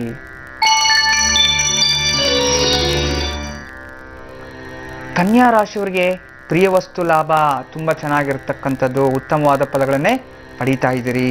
ಅಷ್ಟೇ ಅಲ್ಲ, ಕೀರ್ತಿ ಲಭಿಸುವುದು, ಕೀರ್ತಿ ಕೂಡ ಲಭಿಸ್ತಾ ಇದೆ ನೋಡಿ. ಕೀರ್ತಿ ಲಭಿಸುವುದು, ಪ್ರಿಯ ವಸ್ತು, ಹೆಣ್ಮಕ್ಳಿಗೆ ಪ್ರಿಯ ವಸ್ತು ಬರ್ತಿದೆ, ಗಾಡಿ ಬುಕ್ಕಿಂಗು, ವಸ್ತ್ರ, ಏನೋ ಒಂದು ಹೆಣ್ಮಕ್ಳಿಗೆ ಒಳ್ಳೇದಾಗ್ತಿದೆ. ಕೀರ್ತಿ ಲಭಿಸುವುದು, ಪುರುಷರಿಗೆ ಮಾಡತಕ್ಕಂಥ ಕೆಲಸಕ್ಕೆ ಪ್ರಮೋಷನ್ಸು, ಅವಾರ್ಡ್ಸು ಇಂಥದ್ದೇನೋ ಒಂದು ಸಿಗ್ತಾ ಇದೆ. ಮತ್ತು ಹಿರಿಯರಿಗೆ ಕಳ್ಳರ ಭಯ, ಸ್ವಲ್ಪ ಕಳ್ಳರಿಂದ ಜಾಗೃತಿ ಇರಬೇಕು. ಯಾರೋ ಮೋಸ ವಂಚನೆ ಮಾಡೋರು ಬರ್ತಾರೆ, ಕಾಲಿಂಗ್ ಬೆಲ್ ತಡ್ತಾರೆ, 500 ರೂಪಾಯಿ ವಸ್ತು 5,000ಕ್ಕೆ ಮಾರ್ಬಿಟ್ಟು ಹೋಗ್ತಾರೆ. ಜಾಗೃತಿಯಲ್ಲಿ ಮಕ್ಕಳ ವಿಚಾರದಲ್ಲಿ ಸ್ವಲ್ಪ ಆರೋಗ್ಯದಲ್ಲಿ ಅನವಶ್ಯಕವಾಗಿ ಅಜೀರ್ಣ ಶಕ್ತಿ ಇಂಥದ್ದಾಗ್ತಿದೆ, ಸ್ವಲ್ಪ ಎಚ್ಚರಿಕೆ ವಹಿಸಿ. ಈ ದಿನ ನೀವು ಸುಬ್ರಹ್ಮಣ್ಯ ಸ್ವಾಮಿ ಆರಾಧನೆ ಮಾಡ್ಕೊಳ್ಳಿ, ಎಲ್ಲ ರೀತಿಯ ಶುಭಫಲಗಳು ನಿಮ್ಮದಾಗತ್ತೆ. ಇದೀಗ ತುಲಾ ರಾಶಿ.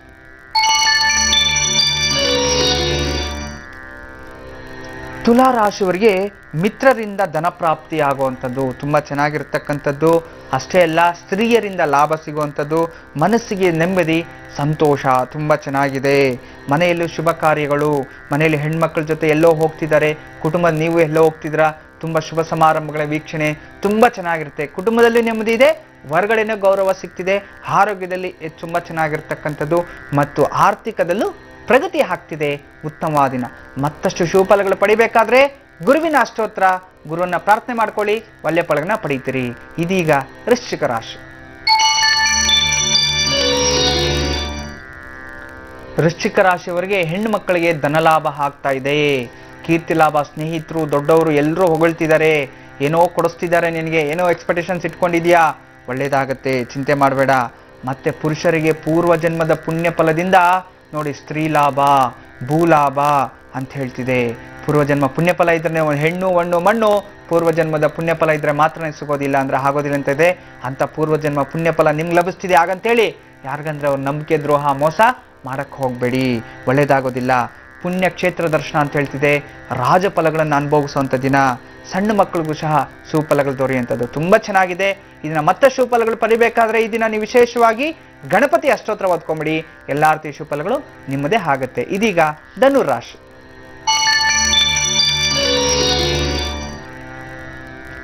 ಧನುರ್ ರಾಶಿಯವರು ಈ ದಿನ ಹೆಣ್ಣು ಮಕ್ಕಳಿಗೆ ಧನುರ್ಶೀಲರು.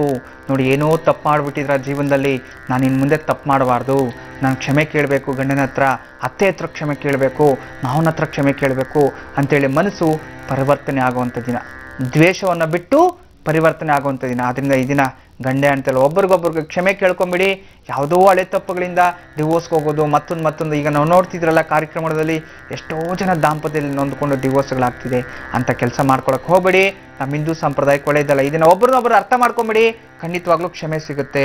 ಅಷ್ಟೇ ಅಲ್ಲ, ಪುರುಷರು ಧರ್ಮವಂತನಾಗ್ತಾನೆ, ದಾನ ಧರ್ಮ ಮಾಡುವಂಥವನಾಗ್ತಾನೆ. ಇದನ್ನು ತುಂಬ ಚೆನ್ನಾಗಿರ್ತಕ್ಕಂಥದ್ದು. ಅಷ್ಟೇ ಅಲ್ಲ, ವಿಜಯಶೀಲ ಎಂಬ ಪಟ್ಟವನ್ನು ಸಹ ಸಿಗುತ್ತೆ ಅಂತ. ಹಿರಿಯರಿಗೂ ಸಹ ಬಿರುದುಗಳು ಸಿಗುವಂಥದ್ದು ತುಂಬ ಚೆನ್ನಾಗಿದೆ. ಮತ್ತು ಮಕ್ಕಳಿಗೆ ವಸ್ತ್ರ ಮತ್ತು ಅವ್ರಿಗೇನಾದರೂ ಗಿಫ್ಟ್ ಕೊಡಿಸುವಂಥದ್ದು ಇಂಥದ್ದೇನೋ ನಡೀತಿದೆ. ಶುಭ ಸಮಾರಂಭಗಳ ಭೇಟಿ ಆಗುವಂಥದ್ದು ತುಂಬ ಚೆನ್ನಾಗಿದೆ ಈ ದಿನ.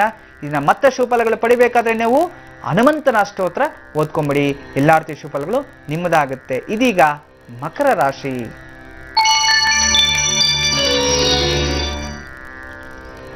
ಮಕರ ರಾಶಿಯವರಿಗೆ ಈ ದಿನ ಸ್ವಲ್ಪ ತಲೆಗೆ ಸಂಬಂಧಪಟ್ಟಿರೋಗೆ ತೊಂದರೆಗಳಾಗುವಂಥದ್ದು. ತಲೆನೋವು, ಏನೋ ಸೈನೋಸಸ್ ಪ್ರಾಬ್ಲಮ್ ಆಗ್ತಿದೆ, ಉಸಿರಾಟದ ತೊಂದರೆ ಆಗ್ತಿದೆ, ತಲೆನೋವು, ಬಾಡಿ ಒಂದೇ ಕಡೆ ತಲೆನೋವು ಆಗುವಂಥದ್ದು. ಮತ್ತು ಹಿರಿಯರಿಗೂ ಅಷ್ಟೇ BP ಜಾಸ್ತಿ ಆಗ್ಬಿಡುವಂಥದ್ದು, ತಲೆ ಸುತ್ತು ಬಂದ್ಬಿಡುವಂಥದ್ದು, ಇಂಥ ತಲೆ ಸಂಬಂಧಪಟ್ಟಿರೋ ತೊಂದರೆಗಳಿದೆ, ಜಾಗೃತಿ ವಹಿಸಿ. ಹೆಣ್ಮಕ್ಳಿಗೂ ಸಹ ಆರೋಗ್ಯದಲ್ಲಿ ಸ್ವಲ್ಪ ಅಶಾಂತಿ ಆಗುತ್ತೆ, ಮನಸ್ಸಿಗೂ ಅಶಾಂತಿ. ಇನ್ನು ಪುರುಷರು ವಾಹನಗಳಿಂದ ಸ್ವಲ್ಪ ತೊಂದರೆಗಳಾಗುವಂಥದ್ದು, ರ್ಯಾಶ್ ಡ್ರೈವಿಂಗ್ ಬೇಡ, ಜಾಗ್ರತೆ ವಹಿಸಿಡಿ, ಖಂಡಿತ ಒಳ್ಳೆಯದಾಗುತ್ತೆ. ಮಕ್ಕಳಿಗೆ ಭಯದ ವಾತಾವರಣ, ಆಚೆ ಹೋಗೋದಕ್ಕೂ ಭಯ, ಎಲ್ಲ ಕೆಲಸ ಮಾಡೋದಕ್ಕೂ ಭಯ, ಸ್ವಲ್ಪ ಜಾಗ್ರತೆ ವಹಿಸಿ. ಮತ್ತಷ್ಟು ಶುಭಫಲಗಳು ಪಡೆಯೋದಕ್ಕೋಸ್ಕರ ನೀವು ಮಹಾಗಣಪತಿ ಸುಬ್ರಹ್ಮಣ್ಯ ಅಷ್ಟೋತ್ರ ಓದ್ಕೊಳ್ಳಿ, ಎಲ್ಲ ಕೆಲಸಗಳು ನಿರ್ವಿಘ್ನವಾಗಿ ನಡೆಯುತ್ತೆ. ಇದೀಗ ಕುಂಭರಾಶಿ. ಕುಂಭರಾಶಿಯಲ್ಲಿರ್ತಕ್ಕಂಥವ್ರಿಗೆ ವ್ಯಾಪಾರಗಳಿಗೆ ಅಧಿಕ ಲಾಭ. ನೋಡಿ, ಕೃಷಿ ವ್ಯಾಪಾರ, ದವಸ ಧಾನ್ಯಗಳ ವ್ಯಾಪಾರ, ಅಷ್ಟೇ ಅಲ್ಲ ತರಕಾರಿ ವ್ಯಾಪಾರ ಆಗಿರ್ಬೋದು, ವಸ್ತ್ರಾಭರಣ ವ್ಯಾಪಾರಸ್ಥರಿಗೆ ಅಧಿಕ ಲಾಭ ಅಂತ ಹೇಳ್ತಿದೆ. ಅಷ್ಟೇ ಹೆಣ್ಮಕ್ಳಿಗೂ ಸಹ ಆರೋಗ್ಯದಲ್ಲಿ ಚೇತರಿಕೆ ಆಗ್ತಿದೆ. ದೀರ್ಘಕಾಲ ರೋಗ ಶಮನ, ತವ್ರ ಮನೆಗೋ ಮತ್ತೊಂದು ಕಡೆಗೆ ಎಲ್ಲೋ ಹೋಗ್ಬೇಕು ಅಂತ ಪ್ಲಾನ್ ಮಾಡ್ತಿದ್ರಿ, ಹೋಗಿ ಬನ್ನಿ, ನಿಮಗೂ ಮನಸ್ಸು ಒಳ್ಳೇದಾಗುತ್ತೆ, ಖುಷಿಯಾಗಿರುತ್ತೆ. ಆದರೆ ರಾತ್ರಿ ಬೇಗ ಮನೆಗೆ ಬಂದ್ಬಿಡಿ, ಇಲ್ಲ ಅಂತಂದ್ರೆ ಮನೆಯಲ್ಲಿ ಗಲಾಟೆಗಳು ಸಂಭವ ಇದೆ. ಇನ್ನು ಪುರುಷರ ವಿಚಾರದಲ್ಲಿ ಅತಿ ಹೆಚ್ಚು ಖರ್ಚಾಗ್ತಿದೆ, ಸ್ವಲ್ಪ ಯೋಚನೆ ಮಾಡಿ ಖರ್ಚು ಮಾಡಿ, ಇಲ್ಲದೆ ಹೋದ್ರೆ ಮುಂದಿನ ದಿನಗಳಲ್ಲಿ ತುಂಬ ತೊಂದರೆಗಳಾಗ್ಬಿಡುತ್ತೆ. ಇರೋ ಜಾಬ್ ಎಲ್ಲ ಖಾಲಿ ಮಾಡಿಕೊಂಡು ಬರಬೇಡಿ, ಖಂಡಿತ ಒಳ್ಳೇದಾಗೋದಿಲ್ಲ. ಇನ್ನು ಮತ್ತೆ ಶುಭ ಫಲಗಳಿಗೋಸ್ಕರ ನೀವು ಹನುಮಂತನ ಅಷ್ಟೋತ್ರ ಓದ್ಕೊಳ್ಳಿ, ಎಲ್ಲ ಫಲಗಳು ನಿಮ್ಮದಾಗುತ್ತೆ. ಕೊನೆಯದಾಗಿ ಮೀನರಾಶಿ. ಮೀನರಾಶಿಯವರಿಗೆ ಈ ದಿನ ಶತ್ರುನಾಶ. ನೋಡಿ, ಶತ್ರುಗಳು ಕೂಡ ಸ್ನೇಹಿತರಾಗ್ತಿದ್ದಾರೆ. ಅದನ್ನ ಶತ್ರುಗಳು ಮಾಡ್ಕೊಳಕ್ ಹೋಗ್ಬೇಡಿ, ಅವ್ರನ್ನ ಪ್ರೀತಿಸ್ಬಿಡಿ, ಖಂಡಿತ ಒಳ್ಳೇದಾಗತ್ತೆ. ಸ್ತ್ರೀಯರಿಗೆ ಸುಖ ಸಿಗುವಂಥದ್ದು ತುಂಬ ಚೆನ್ನಾಗಿದೆ. ಮತ್ತೆ ಮಕ್ಕಳಿಗೆ ರಾಜಾನುಗ್ರಹ, ಮಕ್ಕಳಿಗೆ ಸನ್ಮಾನ ಸಮಾರಂಭಗಳು, ವೀಕ್ಷಣೆ, ಭೇಟಿ ಆಗ್ತಿರ್ತಕ್ಕಂಥದ್ದು. ಅತಿ ಹೆಚ್ಚು ಸುಖವನ್ನೇ ಅನುಭವಿಸ್ತೀರಿ. ಇದನ್ನ ಮತ್ತಷ್ಟು ಶುಭ ಫಲಗಳಿಗೋಸ್ಕರ ನೀವು ಹನುಮಂತನ ಅಷ್ಟೋತ್ರ ಧ್ಯಾನಿಸಿ, ಎಲ್ಲರಿಗೂ ಒಳ್ಳೆಯದೇ ಆಗುತ್ತೆ. ಈ ದಿನ ನಾನು ನಿಮಗೆ ಟಿಪ್ಸ್ ಅನ್ನೋದಕ್ಕಿಂತ ಈ ದಿನ ವೈಕುಂಠ ಏಕಾದಶಿ ಅನುಕೂಲ ಆದ್ರಿಂದ ಕಮಲ ಪುಷ್ಪಗಳಿಂದ ಮಹಾವಿಷ್ಣುನ ಆರಾಧನೆ ಮಾಡ್ಕೊಳ್ಳಿ, ಖಂಡಿತವಾಗ್ಲೂ ಎಲ್ಲರಿಗೂ ಒಳ್ಳೆಯದಾಗುವಂಥ ಫಲಗಳೇ ಸಿಗುತ್ತೆ. ನೀವೆಲ್ಲರೂ ಈ ದಿನ ಮಹಾವಿಷ್ಣು ದರ್ಶನ ಮಾಡಿ, ಆ ಭಗವಂತನನ್ನ ದರ್ಶನ ಮಾಡಿ, ನಿಮ್ಮ ಮನಸ್ಸು ನಿಮ್ಮ ದೇಹೇಂದ್ರಗಳಿಗೆಲ್ಲದಕ್ಕೂ ಒಳ್ಳೆಯದಾಗಲಿ, ಆರೋಗ್ಯ ಬಗ್ಗೆ ಕೊಟ್ಟು ಕಾಪಾಡಲಿ. ನಮಸ್ತೆ.